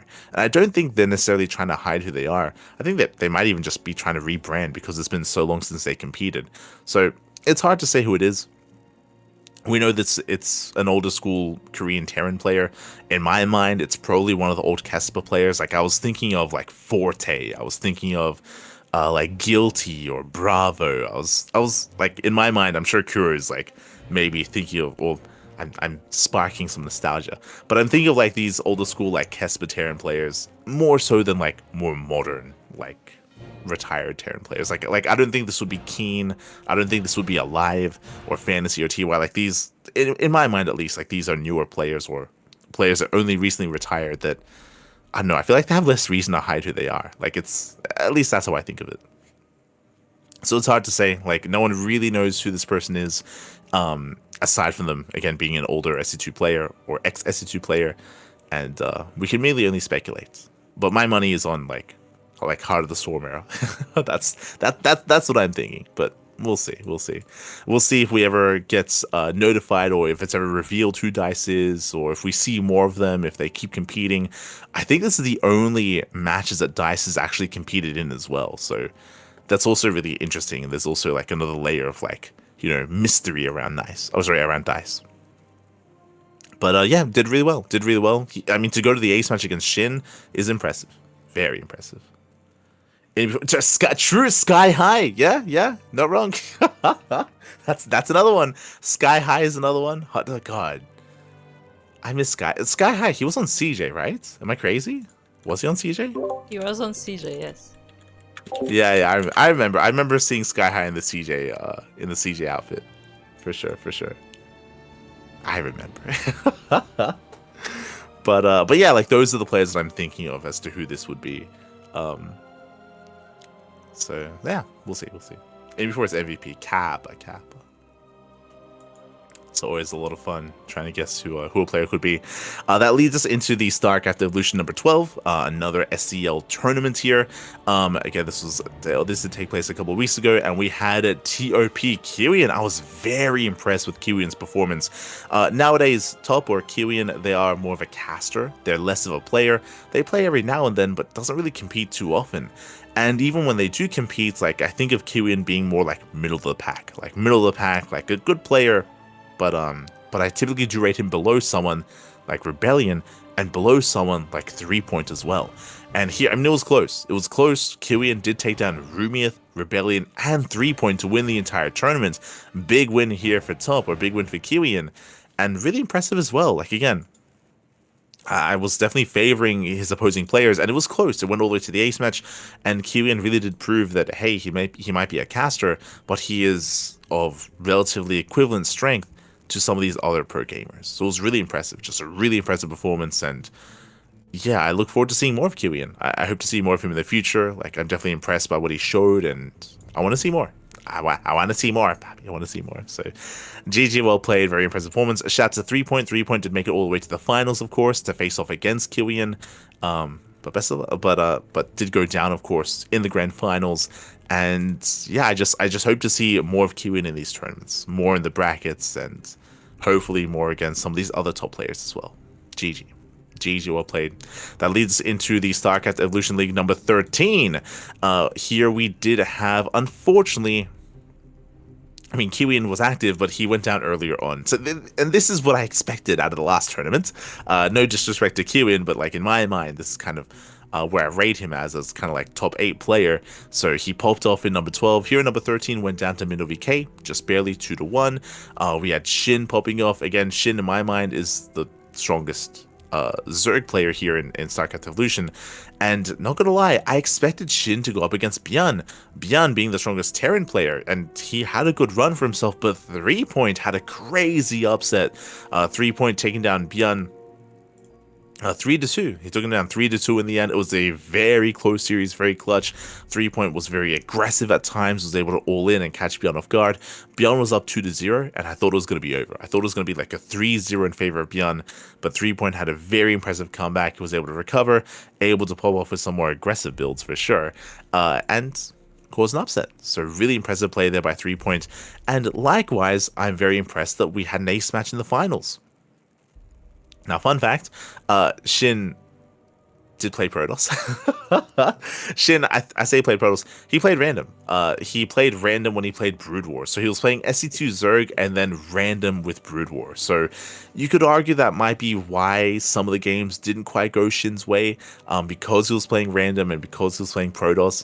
But he even won a game with Protoss as well. So there was a bit of a give and take there. He won one with Protoss. He lost one with Protoss. In the end, he won overall. But this is like another small way as to like Shin taking up Dark's mantle. Remember the previous Kung Fu Cup like matches that we saw? Dark, he used to play random as Brood War, and he was doing really well with it, and he won tournaments with it. And now here, for the first time, we have Shin also playing random with Brood War as well, which I find really cute. And not just that, Shin, he was using Dark's portrait. I don't know if that was intentional, like, because it was also like playing random or anything like that, but he was using Dark's portrait in game, which I appreciated. So yeah, we'll see if this trend continues. We'll see if Shin keeps playing random, but if so, I'm all for it. I really appreciate it. And yeah, Shin, he is going to be our champion this week. GG well played. A shout out to 3-Point for making a series out of it. And again, 3-Point, I would say, had the most impressive performance, taking down Bjorn and forcing Shin to the ace match. So really impressive play there by 3-Point, but Shin does take the win. GG well played. With that wraps up our StarCraft Evolution tournaments. That leads us into our amateur tournaments instead. Here we did have our Amateur League monthly tournament number 41. These are amateur tournaments that are kind of segmented off by league. So we have the Initiate tournament here, Bronze to Platinum. Here in this tournament we did have Ragnar. Hey, check it out, Ragnar. He's actually in our chat right now. But Ragnar, he went down to Atlantean Scion in the upper brackets finals, got knocked down, but then did work his way back up and did win in the finals. GG well played. Very impressive comeback there from Ragnar. And I do appreciate that we're seeing a little bit more signups for these tournaments as well. Always cool to see more players taking interest and taking part. Really cool to see. That leads us into the Veteran Edition. This is for Diamond 3 and Diamond 2 players. Here we do have some players that I'm not very familiar with. We have Manu. Manu takes down Heyman 2-1, Thone Brazil 2-1, and Furious Droid in the finals. I do appreciate that we had a back and forth here. The finals went all the way to the ace match. So yeah, we had quite a bit of competition here for the tournaments. And I appreciate that the champion of the tournament actually went to the ace match quite often. Went to the ace match against Heyman, against Thome, and against Furious as well. So just a lot of ace matches, a lot of back and forth.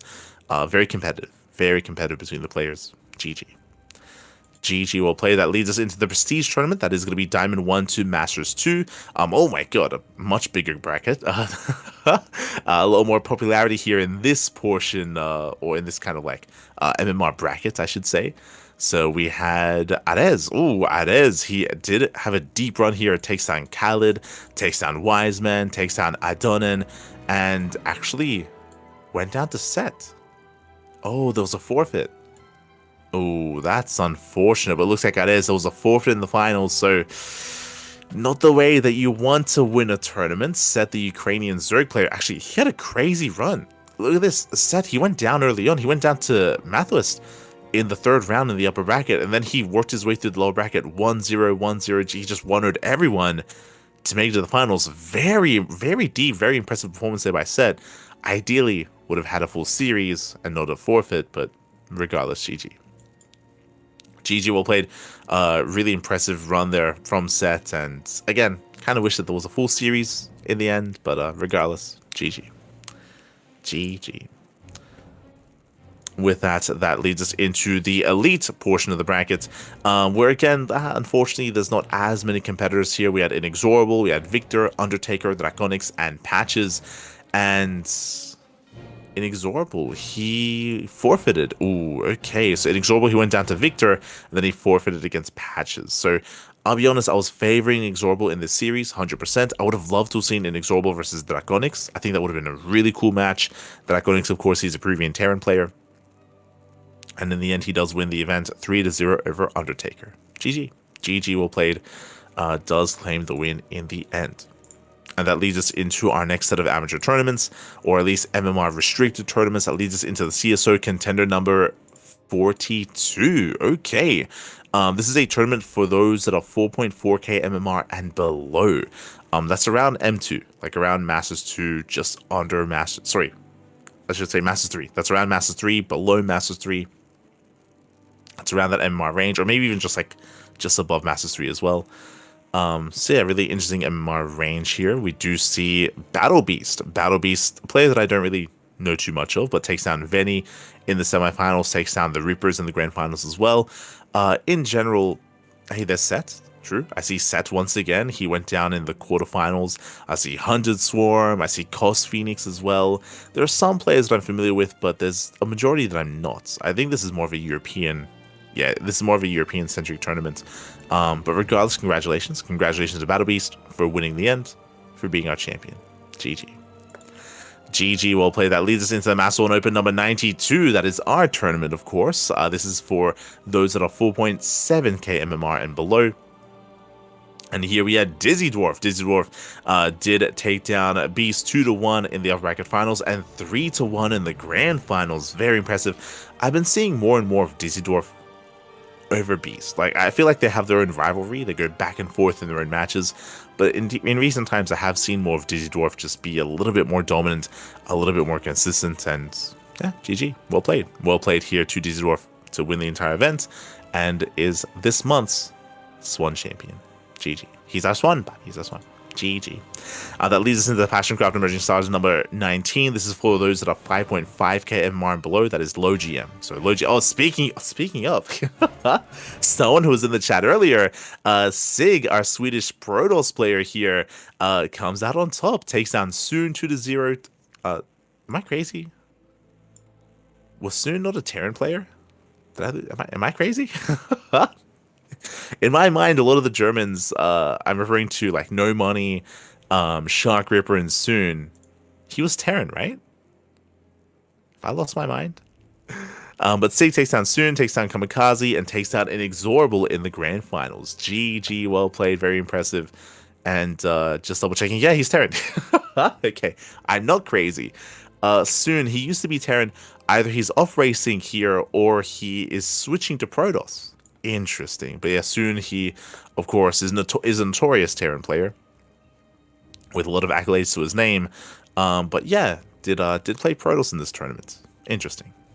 Unless it's another Soon. But regardless, GG well played. Typically, we see Inexorable come out on top in these tournaments. So for Sig to take the win here instead, very well done. Very well done. Sig does claim the win, does become this week's Passioncraft Emerging Stars champion. GG. And with that, does get a seed into OSC Elite Rising Star 16. Very well done. Very well done. That leads us into our 2v2 tournament, our Toho 2v2 Cup number 3. This is a Chinese-only tournament, and we do have a lot of pairings here between multiple players. Always fun to see. We had Nanami and Restart. We had Lancer and Cassie. We had Lemon and Oriana. Strong team. And they did come out on top. They did go to the ace match against Lancer's team, against Lancer and Cassie, and against Nanami and Restart. And they had a much more dominant showing in the finals. Who's seeded this tournament is what I want to know, because it does feel like all the big names were all bunched together. Like, I rate Lemon Oriana, Nanami Restart, and Lancer Cassie very highly. It feels kind of weird that they were all bunched together. Like, they should not have all been in the same portion of the bracket. They should have been spread out a little bit more. So it's a bit of a shame that that didn't happen, and that did kind of lead into the finals being a little bit more one-sided. So it is a bit of a shame, but regardless, GG, Lemon and Oriana. Well won. They're a strong duo, a strong team. They come out on top. GG. GG, well played. They come out on top. That leads into the All Things Pro Tours Team League Circuit 2025 Spring Split. I believe we were just waiting for the finals, and now we have them. Like, we're waiting for the finals? We were waiting for the, semis? I think it was just the finals. Yeah.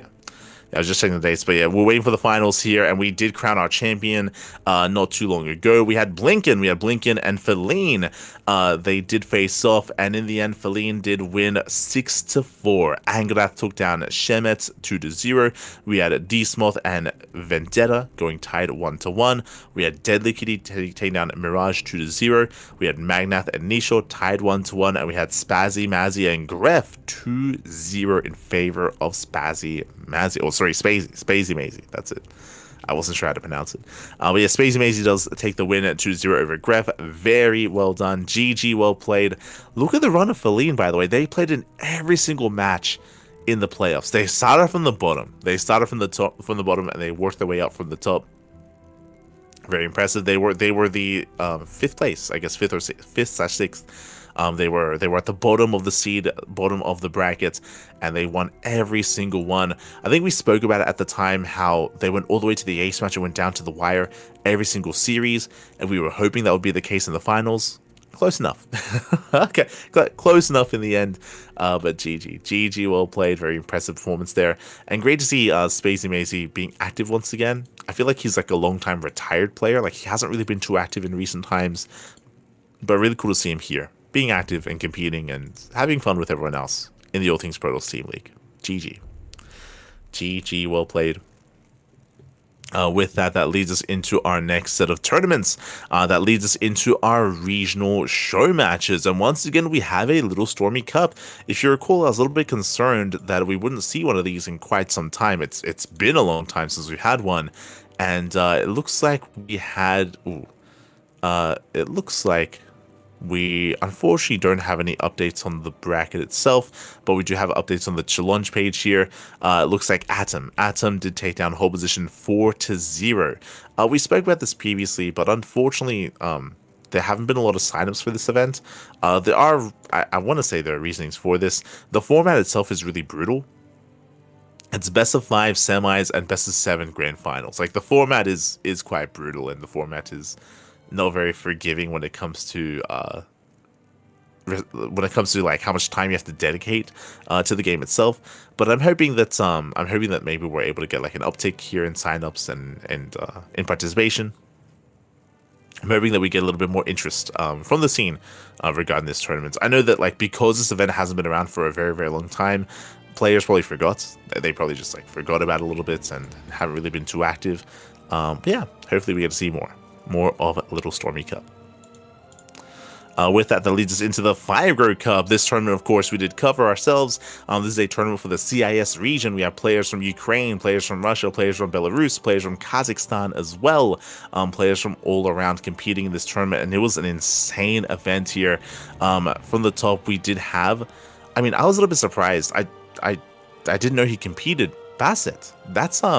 We actually used to cover some of his tournaments. Sorry, some of his videos here. That's the esports storyteller. And I had no idea who he was. Like, I saw Bassett like performing really well in the bracket. I was like, who is this guy? I messaged his Minnow VK, and he's like, oh, he's like a YouTuber. And I'm like, wait, hold on. And I checked. It's like, oh, so the esports storyteller. To be fair, I think Bassett was a player before he was a YouTuber. He kind of went the same way Hearthstone did, except he committed to the content. Yes, exactly. But that's what I mean. Like, he hasn't competed in a long time. Like, it's been a long time since he was actively competing in tournaments. So I was very shocked by how well he was performing, especially because he took down some big names, some big players that are active currently that I rate quite highly. Specifically, he 2-0'd Nikic and he 2-0'd Gigi Machine, like two very strong Zerg players in the region. And then just to double check here, when it comes to esports storytellers match history, I think the last time he competed was in 2020. Hold on. Let's see. He last seriously competed in... Yeah, 2020. So it's been like 5 years. He played he competed in a tournament here and there, in the years like preceding that. Like for example, in 2023, he played in like the Psystorm 2v2 tournaments with Dave Testa. He played like in the 3D Clan King of the Hill like in 2023, like for one game. He played like in King of CIS in 2021 for like one series. He very sporadically played in tournaments since then. But the last time he was probably competing was 5 years ago. So that's why I would say that, yeah, I was really surprised by his performance, because even though Kuro just mentioned how he used to be a pro player, and that's true, that was 5 years ago. Like that was hi. So it's been a long time. It's been a long time since he was an active player. So I was very surprised by how well he performed here, and yeah, it was impressive. It was impressive. Took down Nickish 2-0, took down GG Machine 2-0, took a map of UD Soldier. He did struggle against Nickrat and Strange, which is to be expected, but I didn't expect him to win any game, I'll be honest. So really well done. So a shout out to the esports storyteller for competing here, and we might see him compete again. Like maybe that drive to compete is back, and maybe he steps back into the ring. We'll see. Likewise, we had Strange and Shameless coming out on top in the region, which is to be expected. Like in current era, I would say the Strange is probably the strongest player amongst all of them. Like he's been looking very impressive as of late. Has been looking terrifying. I should point out as well that Young Yakov was not in this tournament. He was not a part of this, so bear that in mind. Like usually Young Yakov is also another big competitor in these tournaments, but not available this week, not this time. We had Nick Rat and Milky coming out in 3rd and 4th place. We had Wayne, UD Soldier, Art, and GG Machine as well, and that led into the playoffs. Past the group stage into the playoffs, we had Strange popping off. He took down Art 2-0, Nick Rat 2-1. Went to the ace match, took down Wayne 3-1, and Shameless 4-0. So Strange having a dominant performance here, even more so than usual. Again, Strange, like he is definitely a dominant force in the region, and a lot of players have been having a harder time dealing with him. He's just a very aggressive and very unorthodox player. Very strange, if you will. For example, almost every PvZ, Glaive Apps. Just Glaive Apps, baby. And players like Wayne and Young Yakov have been having a harder time against Strange, for sure. When it comes to his PvT, likewise, more aggressive builds as well. And with that, in the end, it does take the win over Shameless 4-0. Congratulations. Congratulations to Strange, as he is this month's Fire Grow Cup champion. That leads us into the Sunrise Cup 202. That's a lot of Sunrise Cups. That's a lot of cups here. In the end, we have Nanami. Nanami takes on Smile 3-0. Big win there for Nanami. Again, Nanami has been thriving quite a bit in these tournaments, has been achieving a lot of wins, a lot of strong results, and that was also kind of reflected in the EWC regionals. Looking quite good there, looking quite strong, looking quite in form. That leads us into the Ching King Team League 2025 Spring Regular Season. Looks like we're nearing the end. We're nearing the end of the season here. We have round 6 wrapping up. We have a Team Hist taking down Rookie Warpgate 5-1. Strong showing here from Team Hist, with Kingslayer TATP popping off. That leads us into Starlight Twinkle versus Elpis. Does go the way of Starlight Twinkle. Triple H, Young Zest, and Jolly Will Loves. A really, really strong lineup here from Starlight Twinkle. I would say that Elpis probably had to rely on Nanami there a little bit more, but he only went 1-1 with Young Zest. Strong opponent, tied series. It came down to Jolowa. Jolowa 2-0 over Restart. GG. GG played. Leads us into Toho Project versus Team IW. A strong dominant showing there. 5-1 in favor of Toho Project. Very impressive. That leads us into Team Little Fairy versus PCEC. Ooh, interesting result here. We have, I believe that's Silky. Hold on. I have to double check. But I think that's Silky 2-0 over Ear. We had the second player taking down Ultramarine 2-0, and we had Mixu and Shameless tied 1-1. I rate Little Fairy quite highly here, but once again, I feel like they didn't really field their strongest lineup. Little Fairy has grown quite a bit. They picked up a lot of players. Specifically, when it comes to their A team, they have Shameless, they have Percival as well, and I believe they recently picked up Inexorable. Like, I believe Inexorable did recently join their ranks, also to compete in this team league. Like, that was the reason why they picked him up. Just double checking.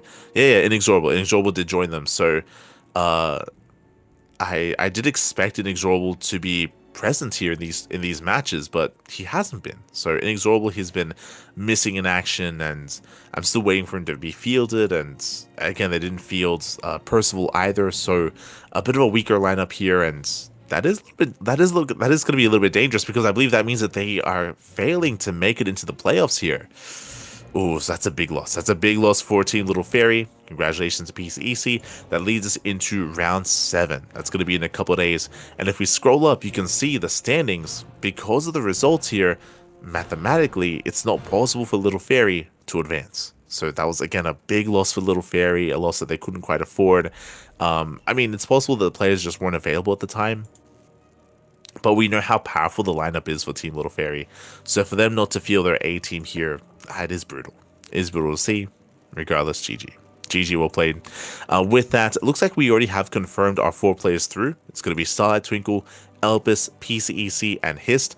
But the standings are yet to be determined. So depending on this week's results, we'll find out the placement here of those last 3 teams. With that, GG, well played. That does lead us into our next tournament. Leads us into the Legacy Weekly Japan 459. That is crazy. 459, papi. Ay. We had, not quite Nodicon. Nodicon did take down Crimson 2-1, took down Entaro, and in the end, hold on.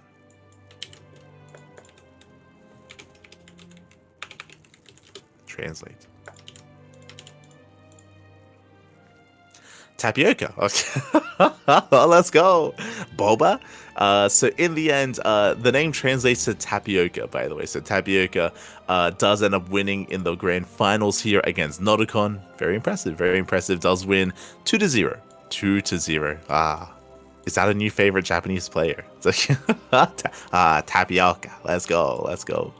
So congratulations, Tapioca, for claiming the win. Again, a player that I'm not very familiar with, but maybe this will be the first of many wins. We'll find out. We'll be here for it. We will be here for it. GG, well played.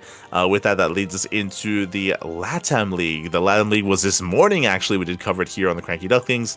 We, of course, are the official English casters. Shout out to Infernales for hosting the event. But today we did have the semi-finals. Which have not been updated on the bracket. SMH. Don't SMH look at me. I was asleep. This is not my time. True. Hold up. Can I fix this? I got you. We're gonna do it live. Just have to log into the Wikipedia. God damn it. But yes, here we had the LATAM League. Again, last week was the quarterfinals. This week we have the semifinals, and next week will be the grand finals. That is the current plan. Current plan here for the tournaments, for the LATAM League. Just as a heads up. And this week we did have... Hold on. Sorry. We had me versus Eon. We had 2 matches. We had me versus Eon and Sagan versus Draconics as well.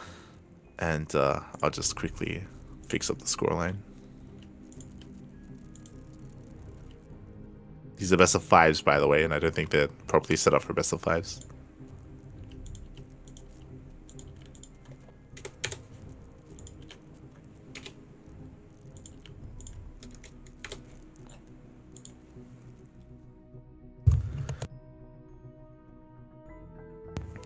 Okay, cool. You can refresh. But yes, Mute takes down Eon 3-0. Again, a strong showing there out of Mute. Shout out to Eon, by the way. Eon, he had a very, very aggressive style. We saw a different kind of all-in every game. Every single game, we had a 3-base all-in in game 1. We had, of course, a very cheeky chase build, a blast on the pass, stacking drones, hiding them, and sneaking a hatchery into the main base as well, going for a proxy hatch in the main base of Mute, unscouted. and then of course a 12-pool drone pool. So we had 3 different cheeses. None of them worked, but a big shout out to Eon because I really liked the choice of the builds. I think there was a lot of potential. The execution was a little bit lacking there, so shout out to Mute for, of course, defending, surviving, and shutting it down. But Eon, he definitely put on a good show. Put on a good show there in the semifinals. GG. GG well played. That led us into the lower semis, into Sagan versus Draconics. Likewise, this was a very intense series, but we saw Draconics go for all-ins as well. 2 base all-ins. Sagan saw them every single time and did a great job at keeping up and shutting them down. He shut them down time and time again. So really impressive performance there by Sagan and by Mute. With that, PvP finals. It's going to be a PvP grand finals between Mute and Sagan. That'll be next week. On the CranKy Ducklings. That leads us into the Enki Pro Series number 5, where we did have a 2v2 show match. Shout out to Enki. Enki has been hosting these on a monthly basis. Every single month we have had a new Enki Pro Series. We are due for one this month, for the month of June, as a heads up. So there is going to be another Pro Series this month as well. But we did have a interesting back and forth here. Again, 2v2s have been on the rise thanks to Wardy hosting team events and also Euthermal hosting the 2v2 circuit as well.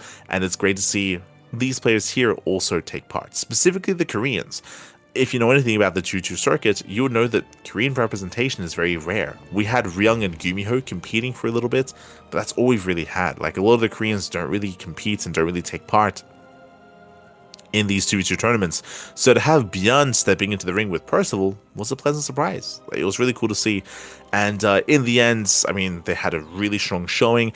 I would say that we almost had an ace match. Like, I'm still thinking about Undercurrent. We covered these matches this morning, but Undercurrent was very close. Very clutch, very close. Special and Champ were ahead. They crippled Percival early on, but Björn hard carried. He hard carried on Undercurrent. He brought it back. He was able to cripple and punish both Cham and Special and was able to bring it back for his team. It was a very intense back and forth on Undercurrent. In the end, Team Korea did take it over Team Mexico, but it was close. It was clutch. GG. Always fun to see these 2v2s. Always fun to see how these players kind of like interact with each other and like the pairings that we see as well. Well done. Meanwhile, that does not lead us into the League Cup. We are skipping that, by the way, as we're going to be covering that next week. Up next, we do have the SOUP. We have SOUP StarCraft Global number 21. That was an invitational here, 4-player invitational between Classic, Creator, Cure, and Rogue. 2 Protosses, a Terran, and a Zerg. And yeah, shout out to those working behind the scenes on SOUP for hosting these invitationals on a regular basis. In the end, we had Creator taking down Rogue 3-1. Impressive. Like, Rogue has been struggling as of late, but I still rate Rogue very highly. So to see Creator take him down in the best of 5 is crazy good. So really well done there by Creator. Cure takes down Classic 3-2, and Cure takes down Creator 4-2 as well. Again, Cure, we rate him very highly. He is the GSL runner-up from the last season. So Cure, he's very much so in form in TVP. I will say that his TVP has been looking very shaky as of late. I was referring earlier when we were talking about the balance patch, how all-ins used to be really common, really prevalent, and Cure, he was notorious for doing non-stop all-ins for the past month. But in recent times, that has fallen off. In recent times, Protoss players have been more defensive. They've been rushing into Storm a lot faster, and they've been shutting down these all-ins a lot harder as well. So because of that, Cure, I feel like he's trying to find himself again, and he may have, as he takes down Creator 4-2. GG. I haven't seen these games myself, so I don't really know the dynamic that they had, but regardless, really impressive showing there by Cure. That's again, he's our GSL runner-up. GG. GG well played. It does take the win in the end. That leads us into Supers 7, number 45, a best of 7 show match between Classic and Gumiho. And Classic having a very strong showing here. Again, Classic, I would say, is the second best Protoss player in all of Korea, second only to Hero. He had a clutch series against Cure earlier, and here he vents his frustrations on Gumiho with a much more dominant showing. Again, Gumiho, I would say, has been having a bit of a harder time. We covered a lot of Gumiho during the EWC qualifiers, and Gumiho was struggling there in the TVT. Like, he was having a bit of a harder time. And likewise, currently in TVP as well. Like, going for mech, it's not anywhere near as successful as it once was. Like, now a lot more people are aware that Gumiho does like playing mech. And in general, Classic has been doing a great job at being more defensive, rushing into Skytoss, and yeah, he definitely has his own unique style of TVP that's been quite successful. GG. GG well played with that. Classic does take the win over Gumiho. Well done. And he will claim that best of 7. That leads us into the OC Elite Rising Star number 15. Oh boy. Now, which of these matches are updates? This is a tournament that has been taking quite a long time to work through. Again, every week we do have a couple of updates here and there. I think we just had an update in the lower bracket. I think the upper bracket was already updated. We also got an update in the upper bracket as well. Actually, if you look at the TL calendar, the matches are updated there, so you can check the list. Look at the TL calendar. Hold on, I'm looking for. Look, I only have 2 hands. Okay, hold on. It's okay. It's okay. Okay. Hold on. Let me take a screenshot. I'm working on it, guys. We're getting there. Where is Light? I need to send him this. Look, I had to update the Wikipedia page earlier, so now you can screenshot the calendar. Here we go. Let's go.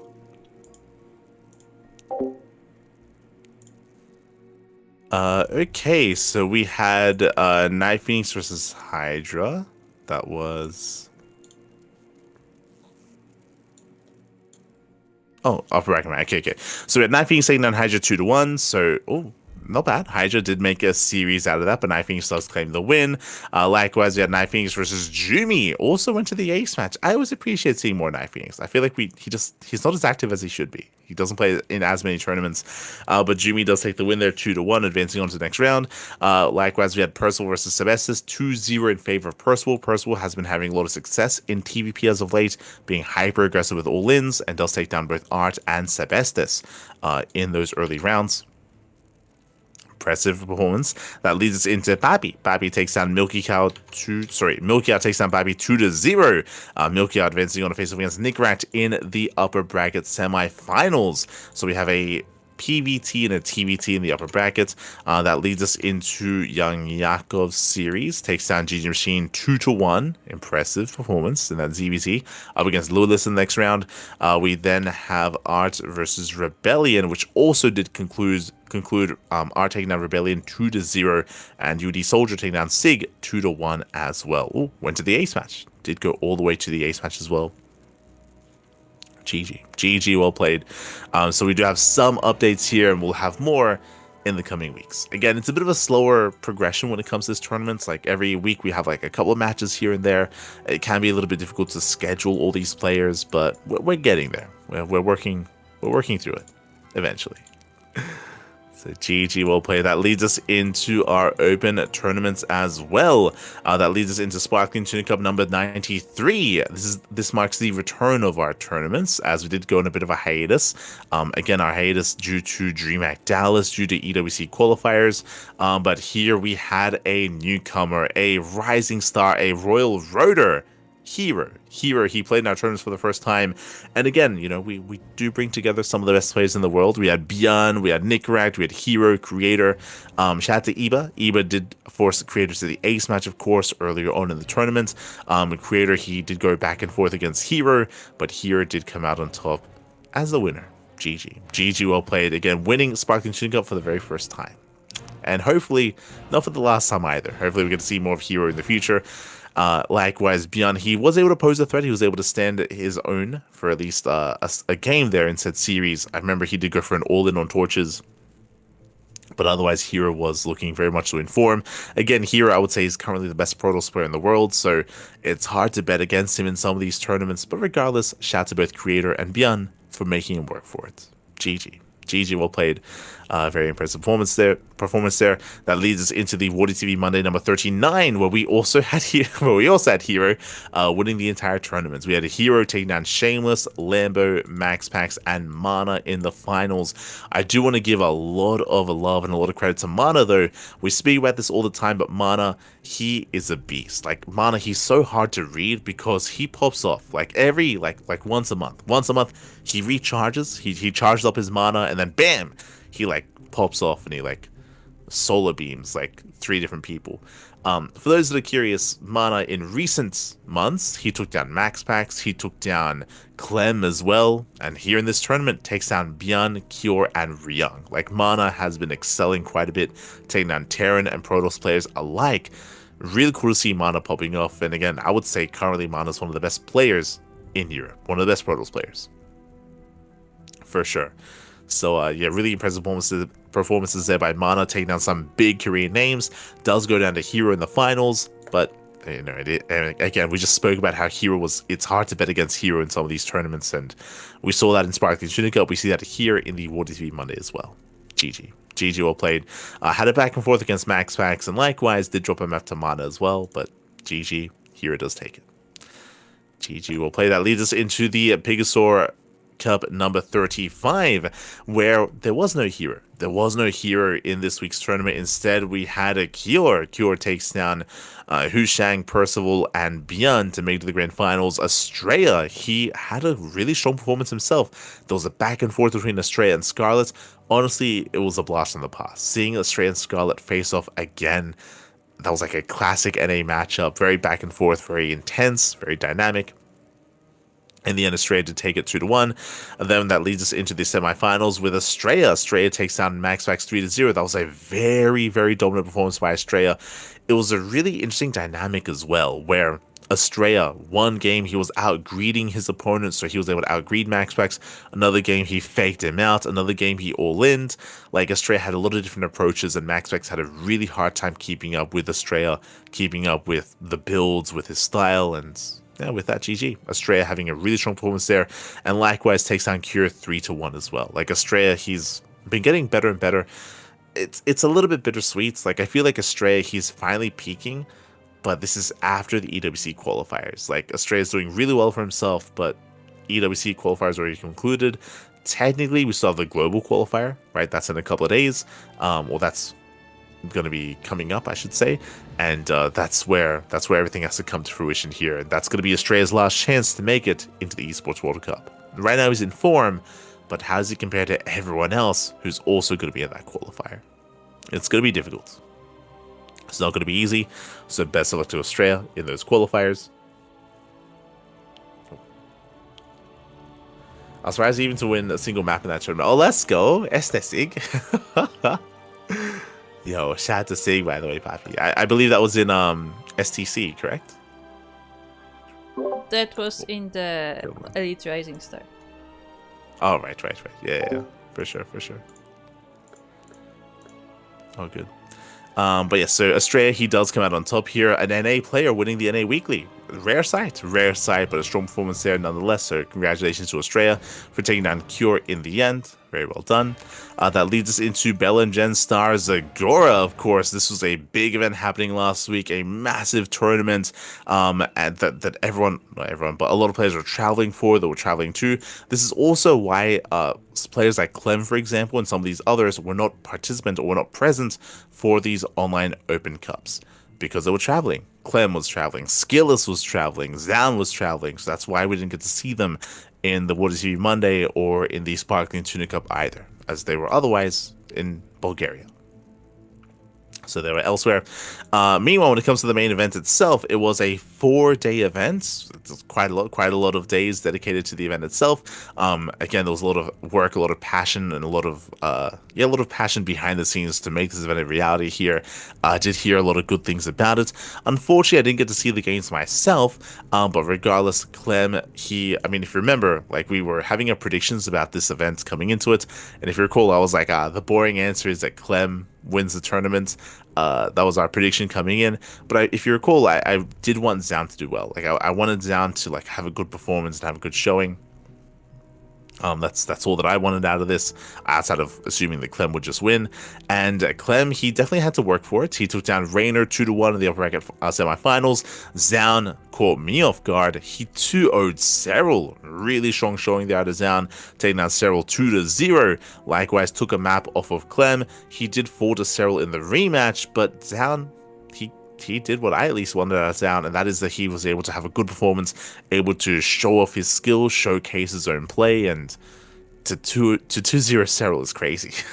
So really strong showing there by Zan. He goes down in the end in third place, but again, he worked hard for it. So GG, well played. Did take down Cyril, at least initially. Went down to Clem, and then Cyril and Clem had a back and forth finals here. Went all the way to the ace match, went all the way to game 7. So a really intense back and forth here. Clem did take it, which is kind of what we assumed coming into this tournament, but not in the way that I assumed, at least. It went all the way to the ace match, right? It was really close, really clutch, and honestly, this could have gone the way of Cyril, right? Cyril definitely it was within his grasp. He definitely could have taken down Clem as well. So very evenly matched series there between Clem and Cyril. I feel like that's what we want. Like, we don't want things to be too one-sided one way or another. That was my concern coming into this. Like, I rate Clem very highly to the point where I expect him to have a more dominant showing, but to see other players like contest him and stand up to him and have that back and forth, whether it was Rainer earlier or Cyril here in the finals, or even Zan as well taking some maps, that's what we want, right? That's ideally what we want out of our top players. So GG, well played. Clem takes it, but Cyril was a good contender in the finals. Was a good contender. Likewise, any other notable results? Showtime took down Ryung, took down Rainer as well. So very impressive. I remember Lambo, he did force Cyril to the ace match in the previous ZVZ. Also really impressive as well. It was really cool to see Cristiano and Gil traveling, of course, to the event. Players that maybe don't have too much presence, internationally. Young Yakov, he also traveled as well to the tournament. If you remember, we spoke about how Young Yakov didn't play in Fire Cup. This is why, because he was otherwise preoccupied. He was otherwise busy, and again, he was competing in this tournament. So that's why he was not at Fire Cup. So he was traveling over to compete in Belengens in Star Zagora. And with that, GG will play. Congratulations to Clem. Again, unfortunately I wasn't quite able to see many of the matches myself, but definitely something worth catching up on. 100%. Of course, there are photos posted about it as well. Apparently the trophy was like really heavy, and Clem was able to pop off. Clem showcasing his long hair again. He's been growing it out. He's properly no longer like the young boy that we knew and loved. Like, he's growing up. It's crazy. His hair is growing specifically. Yeah, it was it was BMO that posted. Yeah, I would say I did catch some parts of the event, and the stream in general was pretty fun, so I definitely recommend watching it. And I also they had lightning round interviews where they would compare the answers between two players, which was pretty funny. Right, I didn't get to mention, but the other interesting thing is that they were very open to bringing players onto cast as well, almost like a Home Story Cup vibe, where they were more than willing to bring on some of the otherwise knocked out players or still competing players to jump onto the casting couch and give their thoughts or be a part of the broadcast, which is really cool to see. So it's really cool that they were willing to involve the players. For the finals, they actually were switching the casters, I think, in separate games even. So for one of the games, I think we had Lambo and Harstem or something. There was a lot of different players stepping in. Yeah, for sure. And with that, congratulations here to Clem. I see Ragnar asking in the chat about the replays. I don't know if they've released replays. Do you know if they have? I haven't heard of it. I do not know. No. Oh right, no, they did. Oh, there you go. So we might. We'll see. There's a lot to catch up on, but if we have the time to, then we might jump into some Star Zagora replays. We'll see. Looks like they were posted yesterday. But with that, congratulations to Clem, of course, becoming our Belengens Star Zagora champion. Again, we expected Clem to be our Dallas champion. We had a crazy upset there that didn't quite occur. But here at Star Zagora, he was able to kind of reclaim himself, able to reclaim that mantle as a champion, and does take it. Congratulations. Well deserved. That leads us into the Award TV the Award TV June, I should say. A monthly tournament here that has been hosted. If you recall, we did cover this last time. I think last time we covered the qualifiers. And I believe last time the first group was seeded, but the rest of the groups had yet to be invited. Like, we didn't even know who was competing, and we still don't know. By the way, like, Group D is still empty for the most part. But we now have updates here as the groups have been taking part. Group A, we have Geralt and Solar making it out in first and second place. We have Hearthstone and Percival being knocked out. Really impressive showing there by Geralt here to be coming out technically in first. He 2-0'd Hearthstone, he 2-1 Percival, took a map off of Solar. Solar likewise, he also 2-1 Percival, 2-1 Geralt. He lost the Hearthstone actually. Oh my god. Impressive showing there. We almost had a 3-way tie, but due to specifically map score, Geralt and Solar make it through. So GG, well played. That leads us into Group B. Group B, we have Björn, Creator, Cure, and Jumi. I know that Jumi has been feeling a little bit under the weather ever since returning from DreamHack Dallas. I know he's been a little bit upset with his play as of late, but best of luck to Jumi. Hope he's able to recover and kind of just recover in general when it comes to how he feels and when it comes to his play. In the end, we had Björn and Creator making it through, and we had Cure and Jumi barely not advancing on. And personally, I'm a little bit shocked. I'm a little bit surprised that Cure didn't make it through. Cure, he took down Björn, he took down Jumi. Once again, Cure, he did lose to Creator. I say once again, I should say Cure did beat Creator in the Soup Show match, but does lose to Creator here in the group stage of the WTCV June. So really impressive play there by Creator. Very impressive. As that leads us over into Group C. Group C is currently underway. We have Spirit, Max, Cristiano, and Young Jakob. So far, Max takes down Cristiano 2-1. Went to the ace match. Impressive there that Cristiano did take a map. Spirit takes down Young Jakob. Cristiano takes down Young Jakob. And we have the rest of the matches taking place tomorrow. Hold on. Yeah, the rest of the matches are going to be taking place tomorrow. In 24 hours time. So do tune in to the rest of the group. Coming into this, I mean, I feel like the obvious players to make it through should be Spirit and Max, but I believe that Cristiano can cause some upsets. I can see him taking down Spirit, so best of luck. Best of luck to all the players involved. Likewise, best of luck to Young Jakob as well. That leads us into Group D. Predictions. Gopa, who do you think makes it out to Group D? I think Mana has pretty good chance to make it out of Group D. However, TBD is also a very strong competitor. What about TBD? TBD has not been in form lately, so I don't think he has many chances there. And with Mana being as strong as he is, I think he can take down TBD and also TBD as well. Yeah, I think so too. I think I have more faith in TBD than TBD, but more or less, I think I agree.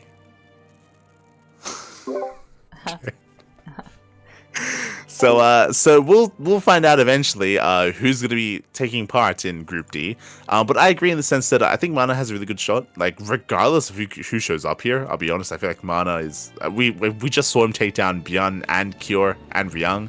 Like, give him a Terran and he'll shut him down for sure. I do think that Mana's a little bit weaker against Zerg at the moment. I think that maybe is like a bit of a weak point for Mana. But overall, like I have faith in Senor Mana. This is where Wardy is listening to this, and he like gives him a group of full Zerg. Just invites Raynor, Sarah, everybody. No. Feels Mahana, man. I believe. So best of luck again. I don't know when that group is going to take place, by the way, because Wikipedia says in 22 hours. But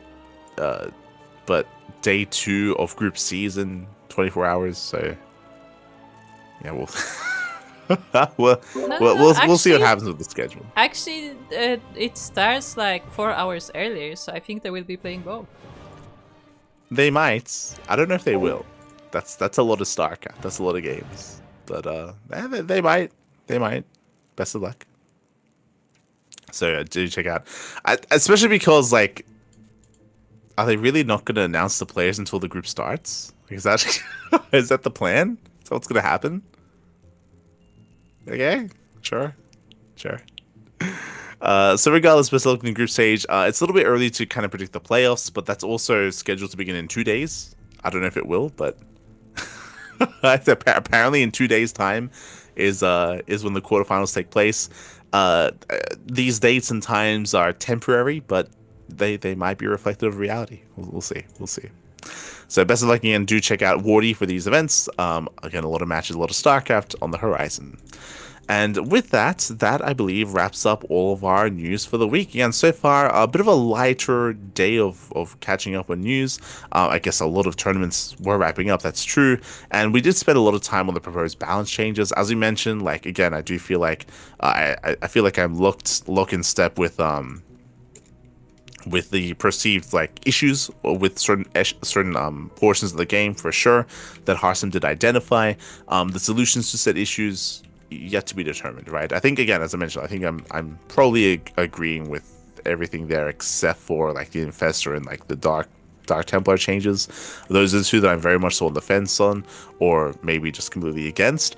But regardless, is good to have discussion nonetheless. And again, as long as it's constructive and as long as it's well thought out, that's all that I have to ask for those that are listening, for those that are viewing, for those that want to, kind of like express their own thoughts and opinions on said proposed changes. Just make sure well thought out is all that I want to push. Otherwise, with that, you can also check out our upcoming events for the week. You can check out our sign-up list. If you want to take part in some of these tournaments and if you want to try your hand at competing, whether it's open tournaments or even events that are offline as well, Cheeseadelphia, of course, is right around the corner this weekend. If you happen to be local in the NA region or in the Americas, then do consider traveling to Cheeseadelphia. And again, we have all the events, we have all the signups listed available here through our command in the chat. ! Sign up list. Let's go. Let us go. So it's all there. It's all there, all via that sign up list. So there's plenty of events to take part in, plenty of events to sign up for. So do consider taking part. Likewise, you can help support us here on the CranKy Ducklings, whether it's our tournaments, whether it's, specifically our tournaments. If you want to help support the scene, if you want to help support the players, you can do so via Patreon. Our Patreon does fund our tournaments, Sparkling Tuna Cup, Sea Duckling Open, Masters 1 Open. It's all funded via Patreon. So if you want to help us boost those prize pools and support those tournaments and support the players, you can do so via Patreon. 100% of the money on Patreon goes towards the players. It all goes towards the players, so do check it out there. Otherwise, we're wrapping up. Otherwise, y'all gonna be wrapping up. Not our shortest episode. 2 hours, 2.5 hours. It's pretty good. It's pretty good. Wrap it up. But otherwise, with that, thanks for watching. Thanks for tuning in. When it comes to upcoming events on the channel here, we'll be going over, I guess, the global qualifier next week, just because it's going to be after the next PondCast. But our next broadcast is going to be the Thermal 2v2 circuit. That is going to be in 12 hours. In just under 12 hours time, we're going to be live with the thermal circuits. Likewise, in around 24 hours time, we're going to be live with OSC King of the Hill. OSC King of the Hill is also going to be on this channel as well. Over the weekend, we have KSL, we have Sea Duckling Open, we have Cheeseadelphia, Sparkling Tuna Cup, and next week we're going to be going over all the GSL replays.